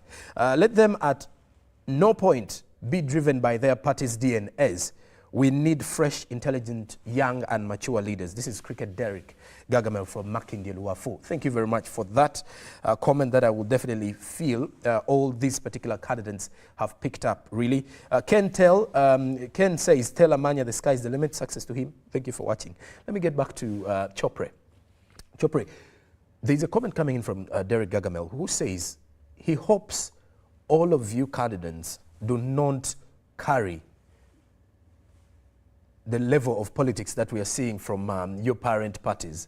Currently today, the conversations on the X app are relating to the parliament exhibition of corruption and the like. But of course, we've seen various cases coming in from different political parties, be it violence and chaos. Looking at it from his side of the coin, I love the fact that the EC chairperson mentioned that at Makerere University Business School, you do not want to breed politicians, you want to breed leaders. So how different are you from the policies of your parent party in regards to, to the entire case, really? Thank you, Mr. Joram, and our viewers. Well and good, it has been a mentality in the public that some of the political parties, particularly NUP, they are violent and whatsoever. But MUBS has been a peaceful institution, a peaceful university for such a quite long period of time. It's on record. MUBS is so peaceful. And in that regard, we as MUBS students, we as the students leaders, we don't have such characters from, maybe it could be from the mentality of the public. That's why in our team, we are so much disciplined. We have a diverse categories of people stretching all along from the various parts of the country. We have people from Central in our camp. We have people from Western in our camp. We have people from Northern Uganda in our camp. We have people from Eastern Uganda in our camp. We are so peaceful and disciplined. We are committed. We are sticking to the plan. That's not the mentality we have. Our mentality is to work for the students' fraternity. Our mentality is to achieve together with the students' fraternity in our academic journey. And there is life after academics. There is life after politics. So it shouldn't be so much, I take it personal, to take it to another level of hating my fellow opponent. No, that is not MUBS, and that's not what Stuart Chopre of Fairoth believes in. Our agenda is so much different from that. We are sticking to the goal. We are sticking to our plans to work together with the students' fraternity. All right, since it's a Friday, I would love to pass this year. I remember in my first year at university, I wasn't at Makerere University Business School, but it's the very first time I attended Freshers' Ball, and it was at MUBS. I don't know if you still have those ones. Yeah. It was a good one during the time. I won't mention what I was able to experience during that time, but of course, Makerere University Business School is something I still have on record. A comment coming in from Wesigwa John, who says, I appreciate Benedict Luswata for being smart and intelligent. Thank you very much for watching. This one is heading to the EC chairperson. This one says, thank you for the transparency. And he says, for the guild candidates, do not promise what you're not sure of doing. He says, I'm hearing recess. Please be sure before you talk of recess, because the administration is in transformation. And the moment you talk of recess, we third years will relax expecting it. But you are the third year. I want to believe you're ready to leave the university. I need to answer. Okay, but before I get to the EC chairperson, let me get to Amanya Moses. This one, talking about recess. This is so interesting. Okay. To the person who asked the question, I want to tell you, let us be realistic, because you cannot just get a retake because there is a recess and you're like, I'm getting the first retake, the second, the third, because someone has promised you. Like in actual sense, this thing remains the same because you have to do what it takes to pass a paper, as you have done before getting the retake. So I believe a retake can never bring laziness among students. Yeah, we just need to collaborate and work together and see how we can see people graduate in time. and they leave the university. Okay. And Emma from Kaboa says, following the EC's chairperson's speech on the nomination day, he said that Juma Waso Balunya was on normal progress. After then, he said that he's not nominated. No, he actually said he wasn't on normal progress. Can he give us a clear explanation of why he was not nominated? I think this one has just joined, but you can, in a minute. Okay. I would say press the CMO, that is to say as quickly as possible. The sole reason why Juma Waso Balunya was not nominated, I mentioned it, Article 81 in the Guild Constitution, as amended 2023, says someone to qualify to be a guild president, that person should have been on normal progress throughout the academic semesters. And in the bracket, it goes on to explain that should not have obtained a retake in any semester. That means that that person, from year one, from the day he enters the university, he must be on normal progress to this time where he contests to be a guild president. So Juma Waso Balunya had got a retake in year one, first semester. So I couldn't nominate him because in public office we serve 3 masters. We serve the law, we serve the electorate, and we serve our God. So if you go about any of the 3, you're done. So I was supposed to do the right thing. That's why Juma Waso Balunya was not nominated. I think even Robert Chirabo Nyonyintono has actually received the reason as to why JWB wasn't nominated. Now, this other question is going to all the 3 guild aspirants I have here. I'll start from Benedict, you will be answering, then I go to Amanya, then I'll sum it up with Chopre. There's a comment coming in here. Why I'm starting with Benedict, you did reveal to us that you were once a course leader. Is it? Sure thing. This one says, I want all those men to emphasize more about course leaders, because even the guild president, when he is in class, it's a course leader putting in all the efforts to have classes, which is the goal that takes us to the university. But they are left behind at times. Arnold Atwebembire, who is the BASAM president, Business Administration Students Association of MUBS, he's also a course leader for BBA too. So the focus on the course leaders, what do you have in your manifesto that will see them being prioritized and protected? First and foremost, I want to appreciate my brother Arnold. Okay. Because we are in the same club, per se, course leaders. Okay. I understand effectively and to the dot what course leaders go through. Having the fact that they are the micromanagers of these students at the extreme bottom of it all.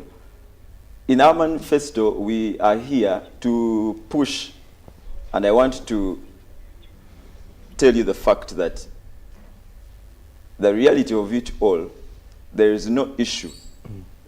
A certain writer said there is nothing new under the sun. If we could carry the debate that was here for our previous years, you'd see that we are almost speaking the same things over and over again. Okay. What is going to make us different is how better do we carry on these issues and actually make it better than the previous. In our constitution, we are here to empower course leaders to make a stream. The reason why it feels like they are left out is, it is because their roles are not clearly defined. We are here to push for a constitution that is already in the pipeline, because as course leaders, we have a constitution that has been here for quite a full year now, but it has not been actualized. So in our manifesto, we are enhancing roles of the course leader so that we can clearly distribute and align their roles, differentiating them from the GRC. The other thing is making it a point to increase on their allowances. Okay. When we increase their allowances, because they micromanage the students, there are a lot of issues they handle. That is to say, they connect lecturers to the students, they receive information from the students, WhatsApp, from the emails. It requires a lot of costs, the data charges and all those things. So we are here to empower them, clearly define their roles, increase their allowances, and make it an association that is here to stand for the rights of the coast leaders. Well, let me get to Amanya Moses on the same matter to do with the coast leaders. What in your manifesto do you have as an aspiring guild president from Makerere University Business School? In your manifesto, what do you have that is going to protect these coast leaders? And of course, because they feel they are left behind amongst the things that you've been discussing here. Okay, thanks, Joram. To begin with, is that these coast leaders have not been empowered. Okay. They have not been empowered, and they have been left out. In my manifesto, or as I go into power, I make sure that we bring them on board. We include them in each and everything as far as students' representation is concerned. Because these are the people who do the groundwork. Okay. They do most of the hectic work. They carry on the communications. They are the bridge between between maybe the lecturers, administration, faculties, between them and then the students' body, or the students they represent. These are people who are doing a lot of work. They invest in a lot. They use their data. They invest in their time. They are the people that students easily access. And I want to tell you that unless they are empowered, unless they are motivated, then the work cannot be effective. Okay. So what we are going to do is to make sure that their well-being is catered for as far as allowances are concerned. We give them enough allowances. When you look at the data they use, you find that the 50,000 that is being given to them is not enough for the semester. Okay. Chopre, on the same issue, coast leaders, what do you have to say? And what do you have in plan for them once you're voted into power? Well, our coast leaders, allow me to say this, well and good, we have not been empowered enough. We have not been given all the necessary privileges that we are supposed to receive. I've been a GRC in the 25th Guild Parliament. Okay. I went for the second term unopposed in the 26th Guild Parliament. Okay. In the budget, the Guild government has its budget that they always do every academic year. In those budgets in those Guild budgets, we have allocations for coast leaders. We, the GRC, sit down in the budget sitting, in a budget sessions, and allocate such money to coast leaders. Okay. When we make some things, when we agree on some matters, like as the GRC house, it goes up, they are not implemented effectively. These coast leaders do a lot of donkey work to help us achieve our academic journey. Okay. These course leaders have to call lecturers to buy data, to coordinate classes and the rest, but they end up getting 50,000 Ugandan shillings at the end of the semester. Okay. Some even don't end up getting. Therefore, in my leadership tenure, as the next guild president, we are going to emphasize and implement the allocation and the increment of a motivation fee to course leaders. Not only that, we shall even grant them more benefits by taking them to some trips. To Ginger, to some other. Yes, to make them empowered, to make them feel valued. It used to happen.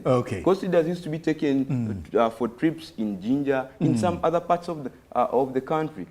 Such motivating them to work hard, to love what they're doing. But such all have been scrapped off. They're not doing. They have not been done in the recent days. In the current government, and so they end up being, demotivated. In my leadership tenure, when given power, come next week on Friday, course leaders are going to be taken for trips in other parts of the country. Their money is going to be increased. The motivation fee is going to be increased to empower them. The emphasis is to stick to the plan, to restore the students' values. That's what we have for our course leaders. Not only 50,000 cannot be enough to facilitate them to buy data. They have to be increased. If the guild government is in position to go to Kenya and each person is given 1 million, each person is given 1 million to go to Kenya for 1 week and comes back, which has no impact on the students' fraternity. Then why a course leader to get only 50,000?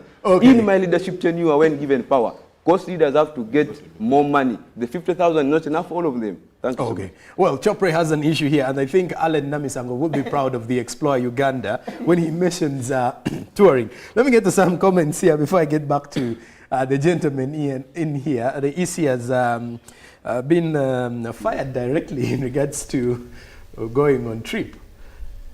Every is it a semester or every other year? Every academic semester. Okay. Oh wow.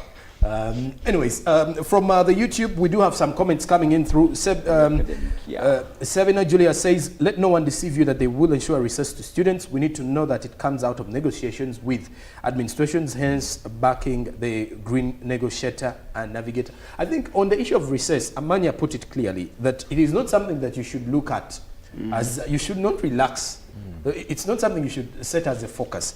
And Sentongo Desire says, hello, good morning. This is Mark Desire watching from Nakawa. My question goes to Ben. Why do year ones pay internship fee twice? Thanks. Ben, I think you're noting that. Immaculate watching from MUBS says he loves the courage from his president, Ben. And Kaija Patience says, seeing the young generation take steps in leadership is amazing. I have another comment here. This one says, I thank God someone talked about these candidates known to act like they're elders from the parties. To Chopre, we as MUBS, we have seen NUP leaders more into NUP MUBS politics than even the students. As a reason, we think that it may have led to the former government of Bruno not to be compared to his predecessor. What are you willing to do as Chopre? Because we still have elders outsourced away from the university. This is a comment coming in from someone who says they want their name reserved. So that issue is regarding the political interference, I want to believe, of your parties into the school affairs. What is your take on that in a minute? It is not about outsourcing politicians to come. Well and good, when you're running an election, a campaign, you'll not have enough of resources. And so you have to lobby for some of this financial assistance from these politicians. And some politicians would want to come and see what's on ground. Is the money that they've given being utilized to its spur? Okay. You get that? That's why a few of them, not all, in my trail, in our campaigning team, they are purely MUBS students. And so these politicians, when they come, they simply just want to come and see what's on ground. As the money they've given, is it being utilized as they have been requested for? Because we write proposals to them, we write for financial assistance. And so when given this money, they have to make follow-up. That's why you've seen them, sometimes they come around, some don't come. It's not that they have been influencing our politics. No, we are purely MUBS students. Benedict, someone did mention about year one students paying for internship twice. I don't know if it is in your power as a guild president. Anyway, what is your comment on that? I want to thank each and everyone that is watching. To make a conjoiner from His Excellency Chopre, the reason why maybe outside politics comes into Makerere University Business School, we are not our own leaders until we are mentored by elders who have been in this race. I don't want to base it purely on financial support. They are here to holistically support us so that we don't act outside the ideology of what the party or the chapter is pushing. So it is helpful and it is beneficial, and each and every party here has supported each and every candidate that is on this set. On regards to the internship issue, internship fees have been distributed to semesters, because if they combine an internship fee to a particular semester, students might end up being fed up of the high bill of the tuition. So it is broken down and it is distributed to different semesters, so that at the time you, as a particular student, you're in your second year academic year, you're doing internship, that facilitation is there and is enough. It is not an idea that they are paying for a particular value that they are not receiving. We as the KDB initiative and under the Green Chapter, we oriented a number of students about the internship fees that they keep paying, distributed through the semesters. All right. And Nahurira Mary Chloe, you have 4 comments, and they're all saying Amanya Moses, I hope for graduating. I don't know whether he's the lecturer or the professor, but let me get here. Let me get back to my candidates. Now, in the next few minutes, I need each one of you to pose a question to your competitor. One question. And I'll start with Amanya. 1 to Benedict and 1 to Chopre. you know, at such a moment, it's quite challenging. I wouldn't want to pose a question. Okay.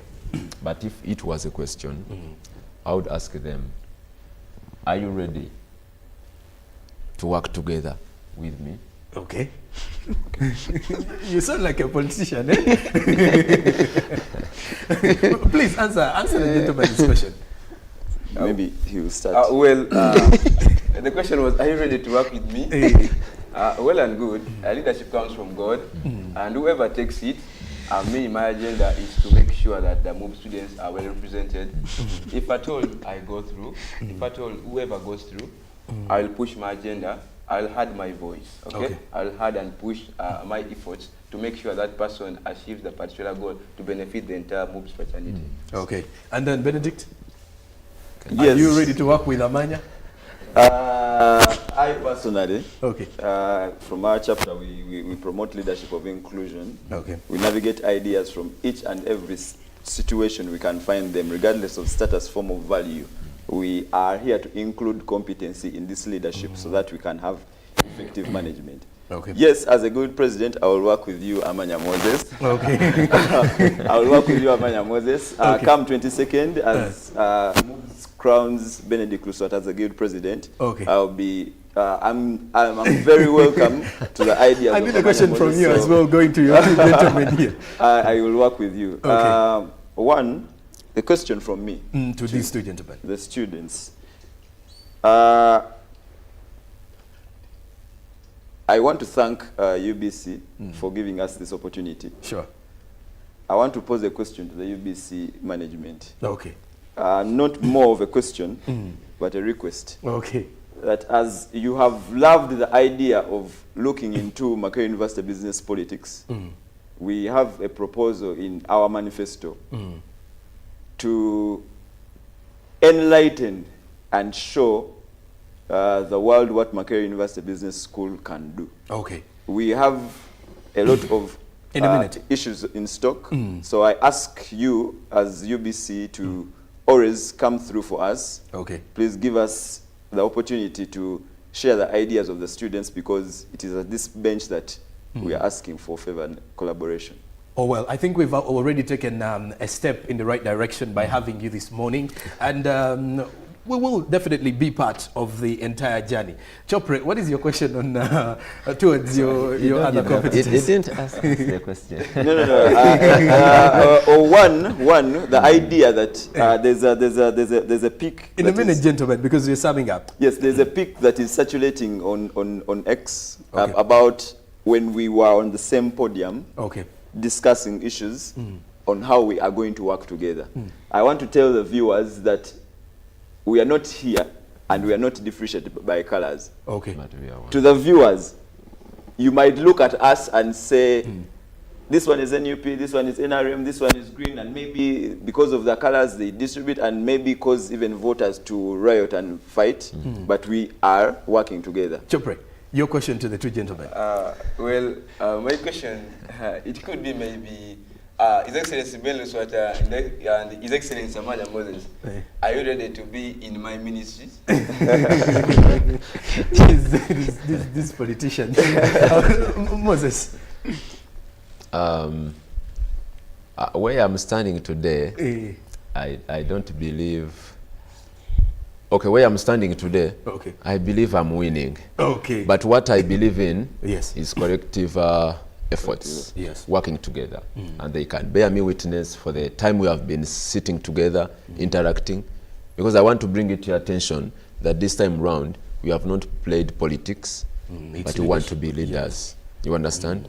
That's why we are friends, by the way. Because we haven't had any abusive kind of statement, by the way. Yes, that's what we established in these elections. And for me, I believe in working together because we are chasing one mission. Okay. Your reply to his question? To be real. Okay. To be real.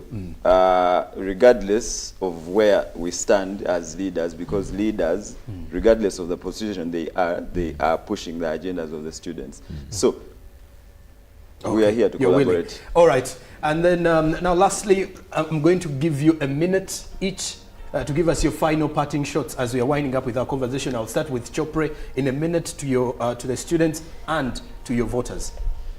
Thank you so much, our viewers and Mr. Joram, our viewers from the various parts of the world, parts of Uganda, our viewers from Nakawa MUBS. Well and good, Stewart Chopre of Oiroth is my name, a guild candidate under NUP, soon to be crowned as the guild president. I'm here to work with you, the students' fraternity. We are not a partisan politics. We are leaders. We are not politicians. We are self-disciplined, and we also seek for your support, to seek for your vote. Come next week on Friday, that 22nd of this month, let's vote Stewart Chopre as our real voice, and we work together for an inclusive and participative leadership, where we have a shared vision of MUBS for the betterment, to enable the future of our clients through creation and provision of knowledge, as the MUBS mission states. And also to our greatest stakeholders, I want to thank you so much for the support. I thank you for everything I've put in place. Your efforts don't go unrecognized. Thank you so much, and I love you so much in our academic journey. I wish you success. I wish you well to our third years, our beloved third years. Moses. Thank you so much. Moses, in a minute. Okay, thank you so much, Mr. Joram. As I conclude, I want to thank the UBC fraternity. I want to thank you in particular for this opportunity. Dear viewers, I thank you so much for your time that you have rendered to us. I want to thank each and every person. I want to thank my supporters, and I want to tell you that come 22nd, we are winning the race. And I want to tell you that I will stand by my word, and I work for the students. As our slogan goes, Yoleng. Yoleng is not an English word, Yoleng, but it is translated as the road is clear. I've always told you people that as long as you vote Amanya Moses, the road is clear, everything will be put in place. Thank you so much for God and my country. All right. Benedict Luswata, in a minute. Protocol observed. Thank you, UBC, for the opportunity you've given to Macquarie University Business School. Have a snippet of the entire history that we are surfacing.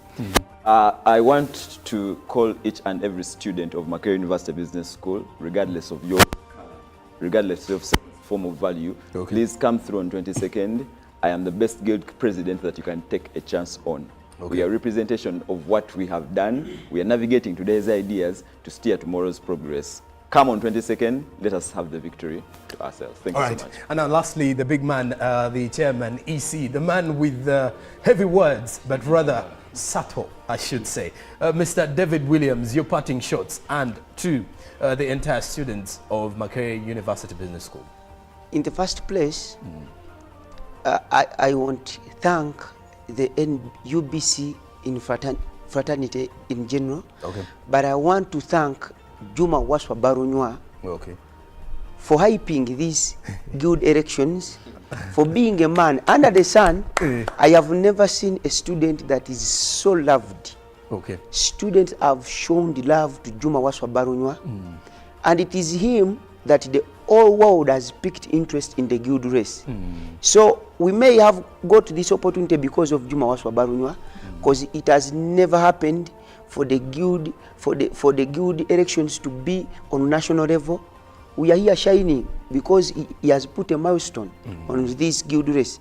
So thanks goes to Juma Waswa Barunywa. Thank you so much, brother. May God richly bless you. Another thing, the message goes to these candidates. I beg you, you play inclusive politics. If anyone goes through, serve with each other. And to the students' fraternity, I want to urge you, if any decision or any action you take is hampered and tainted with any stopel or any myopia, it will amount to an act of rasicality in the whole university. It will amount to an alarm act of political garbadonism in the whole university. So on that day, I call you, it is 22nd of this month, come and vote for your best candidate. It is that day that you're going to determine who is who. But I kindly request you, come and vote. All right. Thank you so much. Well, of course, many thanks for being part of this entire conversation that we've been having this morning. I'll have to leave my comment. I said the very first time I attended the Freshers Ball, I went to MUBS and I was a happy man. But besides that, these four gentlemen have actually been amazing. Amazing, I should say. Thank you very much, Makerere University Business School. I've been following the comments coming through here, but stick around because Good Morning Uganda Friday edition continues. We have entertainment updates coming up and also sports and more information as well. But for the MUBS people, here are your leaders. Choose wisely. May the best person win come next Friday. A lot of English has been on display here, but I will tell you, I'm picking up more words as well as an individual. Good morning. Live from UBC Studios in Kampala, this is Good Morning Uganda. UBC is the national public broadcaster. We educate, inform, entertain, and inspire our audiences. You can watch us on free-to-air channel 001, DSTV channel 282, GoTV channel 371, Star Times channel 201, Zuku TV channel 20, and Azam TV channel 350. Even when your subscription expires, you can still watch UBC for free on your pay TV platforms. Juko. Yo. Check the shopping, man. What's your secret? Haven't you heard of the parish development model PDM? Yes, I did, but I thought it was just a talk. No, Sebatia. It is real. I and a few friends together formed a circle, accessed money from the PDM, invested in a portrait project, and now things are moving. Juko. I thought I was one of your friends. You are. But you left me behind. I didn't leave you in poverty. What you do, just visit your LC2 chairperson and your parish chief and start the process of economic transformation. Just like that. The parish development model is an initiative from the government of Uganda through the Ministry of Local Government designed to transform all lives of Ugandans for the better. PDM, my parish, my development, my life. Nyati Motion Pictures brings you Tuko Pamoja, a documentary film about our unity as Ugandans and Africans. Bunyoro would have simply created an East African community that we are looking for today. The rulers of Bunyoro are actually Luos. We people who live across the Nile, we are so related from our myth or from just the Nile. We are the same people and genetically we are even the same people. We are similar people. We are one. Pamoja, we are one. Use that word, pamoja. Premiering every week from 3rd February to June 2024 at the National Theatre and Indere Center. Daily screenings are from 4th February to June 2024 at MUBS Cinemax and the National Theatre. To get a ticket, call 0778 787 660. Tuko Pamoja? 107.3 Kampala, 96.9 Mbale, 95.7 Jinja, 98.6 Soroti. You are all covered. UBC Mutego.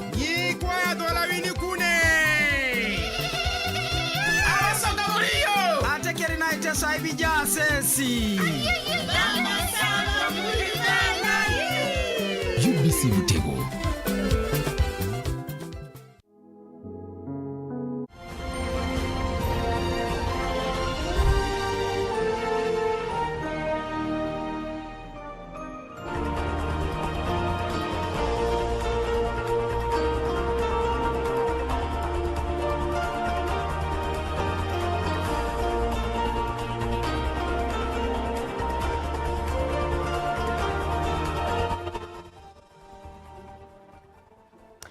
Well, as a former student of, or as an alumni of Makerere University Business School, I was, of course, glad to see the gentleman in the studio and seeing how, how things have changed over the years. I was telling Sonko, I dare him to pronounce the words that the chairperson of the Electoral Commission of MUBS was using. And by the look of things, even if I were to put money, Sonko would go back home without touching my money. He would go back home without it. Well, let's get into our entertainment this very morning. Just recommending a few movies for you in case you are thinking of catching up, catching on a movie this weekend, well, maybe you might want to check on the recommendations that we have this morning. I have a very interesting one that I definitely would want you to watch. Now, the very first one I would recommend is Bakshak. Now, please pardon the word. I think it's an Indian word. This is a 2024 Indian Hindi language crime thriller that is based on Muzaffarpur shelter case, directed by Pulkit and produced by Gauri Khan and Gaurav Verma and Bana Red Chilies Entertainment. This very film stars Pedneka, Sanjay Mishra, Aditya Srivastava, and very many others because I can't pronounce all the names. Take a look at the trailer.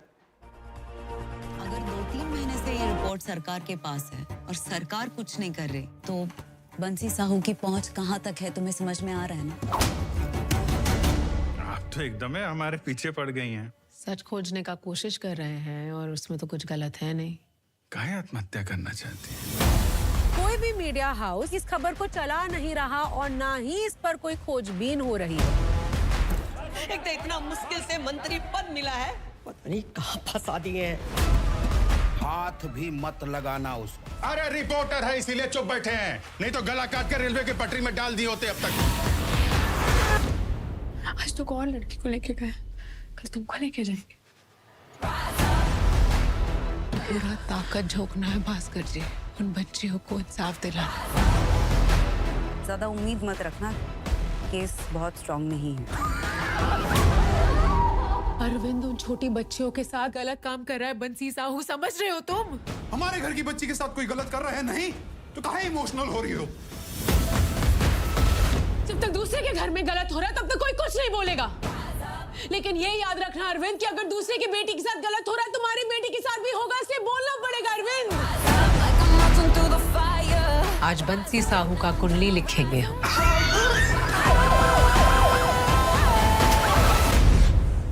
दूसरों के दर्द में दुखी होना भूल गए हैं क्या? Bakshak is the movie, and I highly recommend if you are going to watch that movie, please get one with subtitles. Otherwise, you'll be hearing people speaking in tongues. Now, the next recommendation is Mea Culpa. This is a Tyler Perry production, so you can imagine what I'm talking about. I'm talking some bit of drama. I am talking a little bit of, I wouldn't call it action because it was for a few minutes. But yeah, if you're someone that likes to have a story and some drama that is attached to it, definitely this is a story that you would want to watch. Now, this is a 2024 American legal thriller film written and directed by Tyler Perry. He didn't just write and direct, he did a number of roles, but let's go with that. Now, it stars Kelly Rowland, of course, as you can see, as a criminal defense attorney who takes the case of an artist played by Rhodes, who is accused of murdering his girlfriend. Now, this film also stars Sean Sagar, Nick Sagar, Ron Riacoli, Shannon Thornton, and Angela Robinson. It was released on Netflix. That was on 23rd February 2024. Take a look at the trailer. His face, not pain. What do you think? If he's not lying, he is a psychopath. Come here. That does not seem appropriate. Your eyes do. One of your paintings. It's enough to bury your ass. You can do it, don't you lose this. You have no idea who he is. A snake is never violent when stalking their prey. It's only when they get right into striking distance that they become very violent.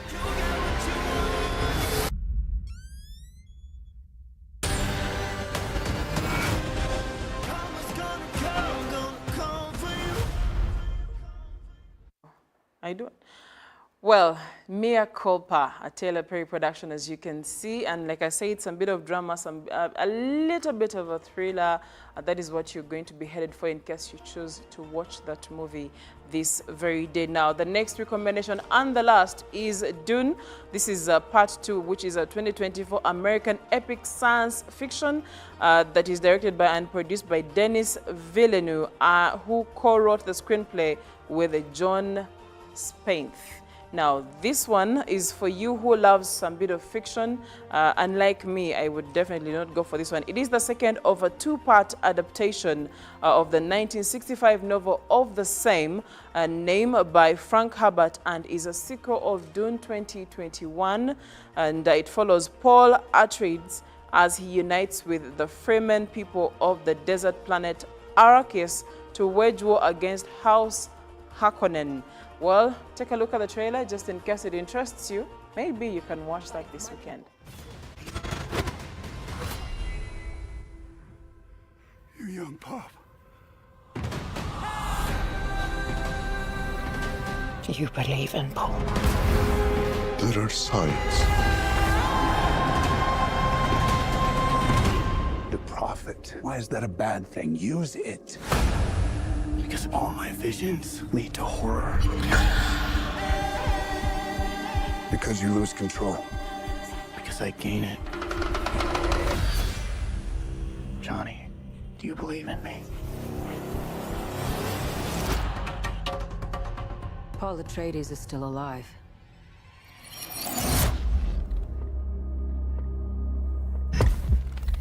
Deal with this prophet. Show me who you are.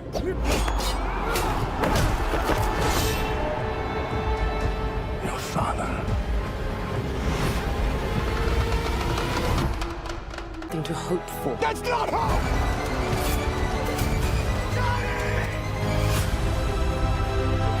I will love you as long as I breathe. This prophecy is how they enslave us! It's not a prophecy. It's a story. I don't care what you believe. I believe.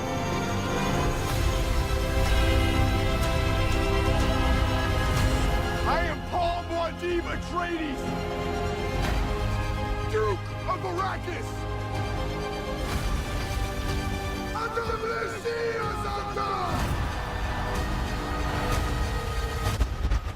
He who can destroy a thing has the real control of it.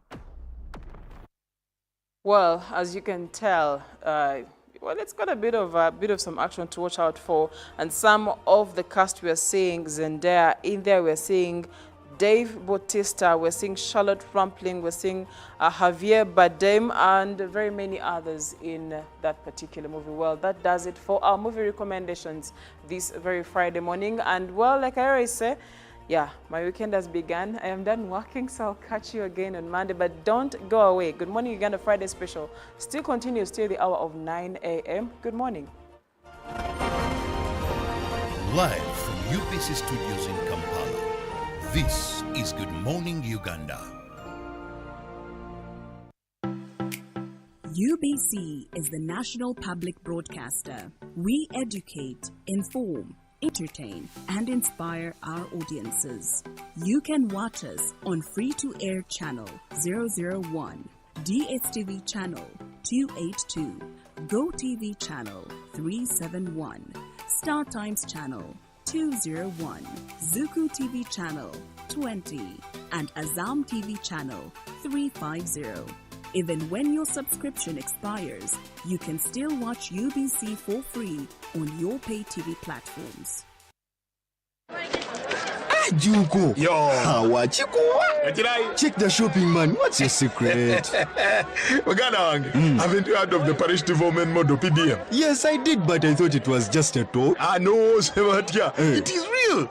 I and a few friends together formed a circle, accessed money from the PDM, invested in a portrait project, and now things are moving. Juko. I thought I was one of your friends. You are. But you left me behind. I didn't leave you in poverty. What you do, just visit your LC2 chairperson and your parish chief and start the process of economic transformation. Just like that.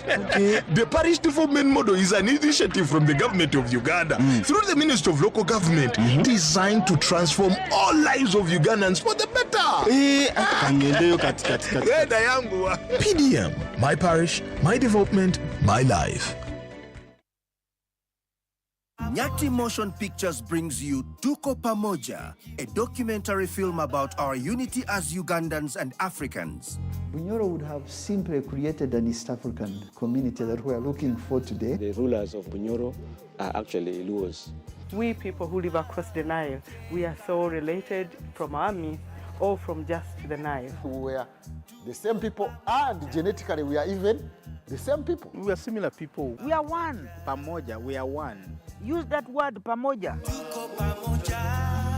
Premiering every week from 3rd February to June 2024 at the National Theatre and Indere Center. Daily screenings are from 4th February to June 2024 at HAM Cinemax and the National Theatre. To get a ticket, call 0778 787 660. Tuko Pamoja? 107.3 Kampala, 96.9 Mbale, 95.7 Jinja, 98.6 Soroti. You are all covered. UBC Mutego.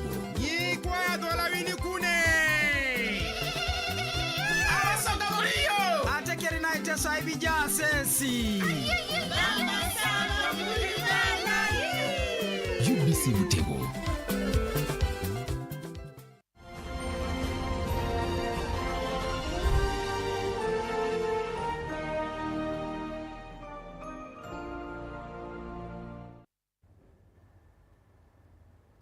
Well, welcome back from that scintillating debate by the aspirants for the Guild Presidency of Makerere University Business School. Now, Sonkandai truly learned or picked a few good new words. I'm not sure I can pronounce any of them yet. I will have to first exercise, maybe revise, do remedios, and then I will come back to you here full-fledged and ready to speak some of those words. But what was that? What was that? That was such a beautiful, amazing debate. I see young politicians in the making. I see men of valor that we are going to see on the political scene in this country in not so long to come. Now, as 2026 comes closer, we are now seeing what the new world is going to be like in the world of politics. And Sonko did mention, if our politicians, we mean the ones that are now in mainstream politics, if they can be as diplomatic as these young men, if they can be calm and collected but full of ideas, this is what the electorate in this country would want, not just attacks, personal attacks. We are tired of that. It's actually old and it's not interesting. So may the best man win in the Makerere University Business School Guild Presidency race. May the best man win. All of them seemed amazing, amazing. My goodness. So everyone at MUBS should be marching next Friday to go and vote for their favorite candidates. But now coming back from the politics talk, we have entertainment and I have Caesar Music on set with me this morning to take us through that other side of our Friday special. Good morning, Caesar. Good morning. Welcome to Good Morning Uganda. Thank you so much. Now, Caesar, Caesar Music, where does that come from? Caesar Music comes from way back in high school. Mm-hmm. It is a name I got by what I did in high school. What did Caesar you do? Music. I'm now curious. What did you do? Caesar Music, actually it wasn't musical. Mm. It's a nickname that I was given because during my high school era, I used to cut like 3 people using scissors. Oh, okay, okay. Yeah, so they got me one day and they were like, oh, so you're Caesar, you're a Caesar guy.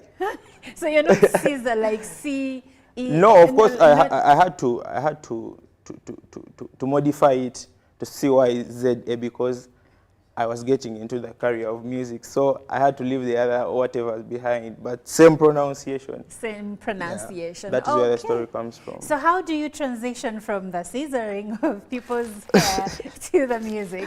Of course, when I decided to start music, actually my very first posters have the other Caesar.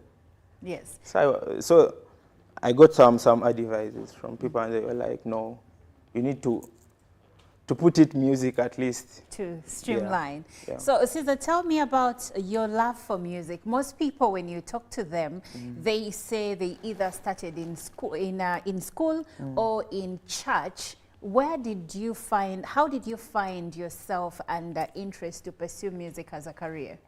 Actually, me, I just found myself loving music. Yeah. I used to just love music from way back in high school. I used to sing to people's songs, mime them. So I just loved music. Music was in me. What was your favorite music back then? Was it R&B? Was it pop? R&B. Country music? R&B. Yes, I could R&B. tell. I mean, I'm seeing the drip on the hand. I see the hat, man. Doing things. All right, Caesar. So Caesar is going to be taking us through music. The kind of music you have, is it original songs that you have composed by yourself? Yeah. Or do you also do a cappella? Do you sing other people's music like covers? Or what do you exactly do? I do my originals. You do I write originals. and produce my music, yeah. You write and produce. And for people who want to access your music, where do they find it? Of course, on all music platforms, I use Caesar Music. Caesar is C-Y-Z-A. Every music platform you find my music. All right. Now, Caesar is going to serenade us into the weekend. And as for me and the other musketeers, we say goodbye. This has been Good Morning Uganda special. It has been amazing. And thank you so much for being with us from the hour of 6:30 to right about now. And we will be right back to do the same thing that we do, educate, inspire, and of course, give you so much on Good Morning Uganda. We start Monday to Friday, 6:30 in the morning to 9 a.m. every single day. Be sure to catch us, but for now, we say goodbye and have a beautiful, beautiful weekend. And for the women, it is still Women's Month. So go out there and break a leg. Go out there and break through the glass ceiling.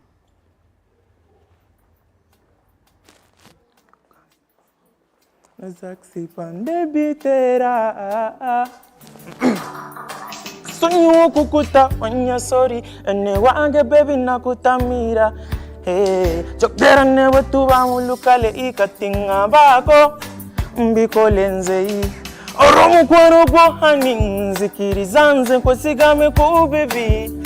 Can't you see I'm crying? Azenta sama love I'm dying. Jimani tori wiringi atinaya atenta seno feeling. Enumbala butiki tiki kajawa kawa kanjirinya pichi pichi. Simanyi chori ke yo pretty pretty na yenza wanna meet you right now katika ti. Ngoye biroto Jagala reality, jagade ko clarity, jagarumbera ogunia. Ngoye biroto, matumbike chiro yodia. Jagala reality, eranchitade ko clarity. Amma baby nakupenda, ndota wakamulo butunda. Ndaira muganga tonda, isigara kurinda. Teba kuteka mu bufunda abo abafero mukwano kwa kusonda owo mukwano gwe masuka mukusabo mbike bike love we chikunta baby eye numbara butiki tiki katawe kawa kanjirinya piti piti semanyi chorike yo pretty pretty na yenza wanna meet you right now ngoye biroto Chakala reality, eranchita diku clarity, baby. Ngoye biroto matumbike chiro yodia. Chakala reality, chita diku clarity. Ansuni ukukuta wanya sorry ene wange season abatamira. Hey yeah, next year my DJ.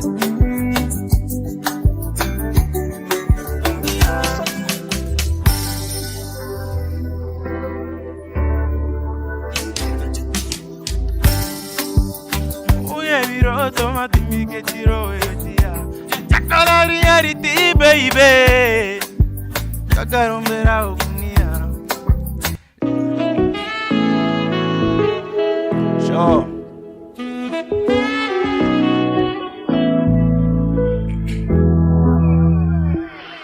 nosa kulondola osikiriza obwongo butankula oyenyumeno tembera sikwera biro omutima ogusanusa omwoyo ne gumbuzaye gwe wasima kyewaffe tatuka ekinuma kubala ngoleo achingandye no freezinga yero chikonda chanyango chimanyi nkwagala chichobe chikuwaga yakara kubano bamazima ndye no binsuseko banze nkolentya baby bonjagala ngambako kino tinge ewange jokumenali yesu senkambo nyabako chikuringe ngurira obokochi bonjagala ngambako kino tinge ewange jokumenali yesu senkambo nyabako chikuringe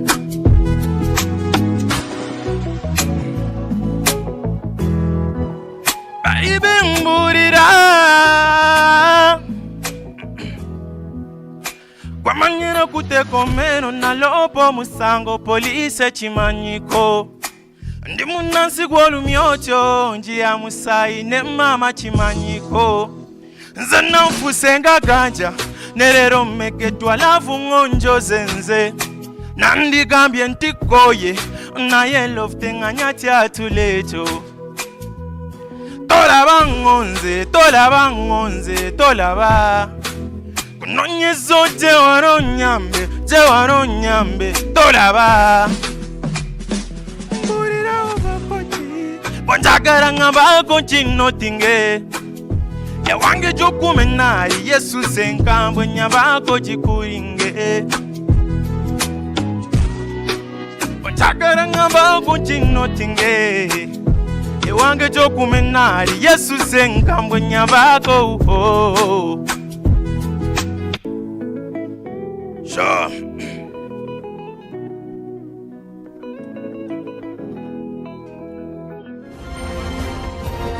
Live from UPC Studios in Kampala, this is Good Morning Uganda. UBC is the national public broadcaster. We educate, inform, entertain, and inspire our audiences.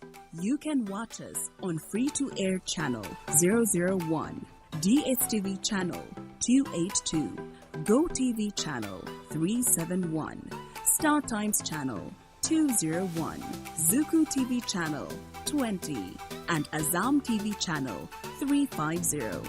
Even when your subscription expires, you can still watch UBC for free on your pay TV platforms. Juko. Yo. Wachikuwa. Check the shopping, man. What's your secret? Uganda, haven't you heard of the parish development model PDM? Yes, I did, but I thought it was just a talk. No, Sebatia. It is real. I and a few friends together formed a circle, accessed money from the PDM, invested in a portrait project, and now things are moving.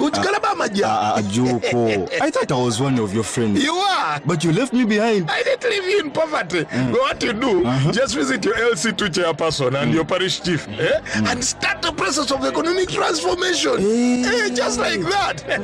The parish development model is an initiative from the government of Uganda through the Ministry of Local Government designed to transform all lives of Ugandans for the better. PDM, my parish, my development, my life. Nyati Motion Pictures brings you Tuko Pamoja, a documentary film about our unity as Ugandans and Africans. Bunyoro would have simply created an East African community that we are looking for today. The rulers of Bunyoro are actually Luos. We people who live across the Nile, we are so related from our myth or from just the Nile. We are the same people, and genetically we are even the same people. We are similar people. We are one. Pamoja, we are one. Use that word, pamoja. Premiering every week from 3rd February to June 2024 at the National Theatre and Indere Center. Daily screenings are from 4th February to June 2024 at Cinemax and the National Theatre. To get a ticket, call 0778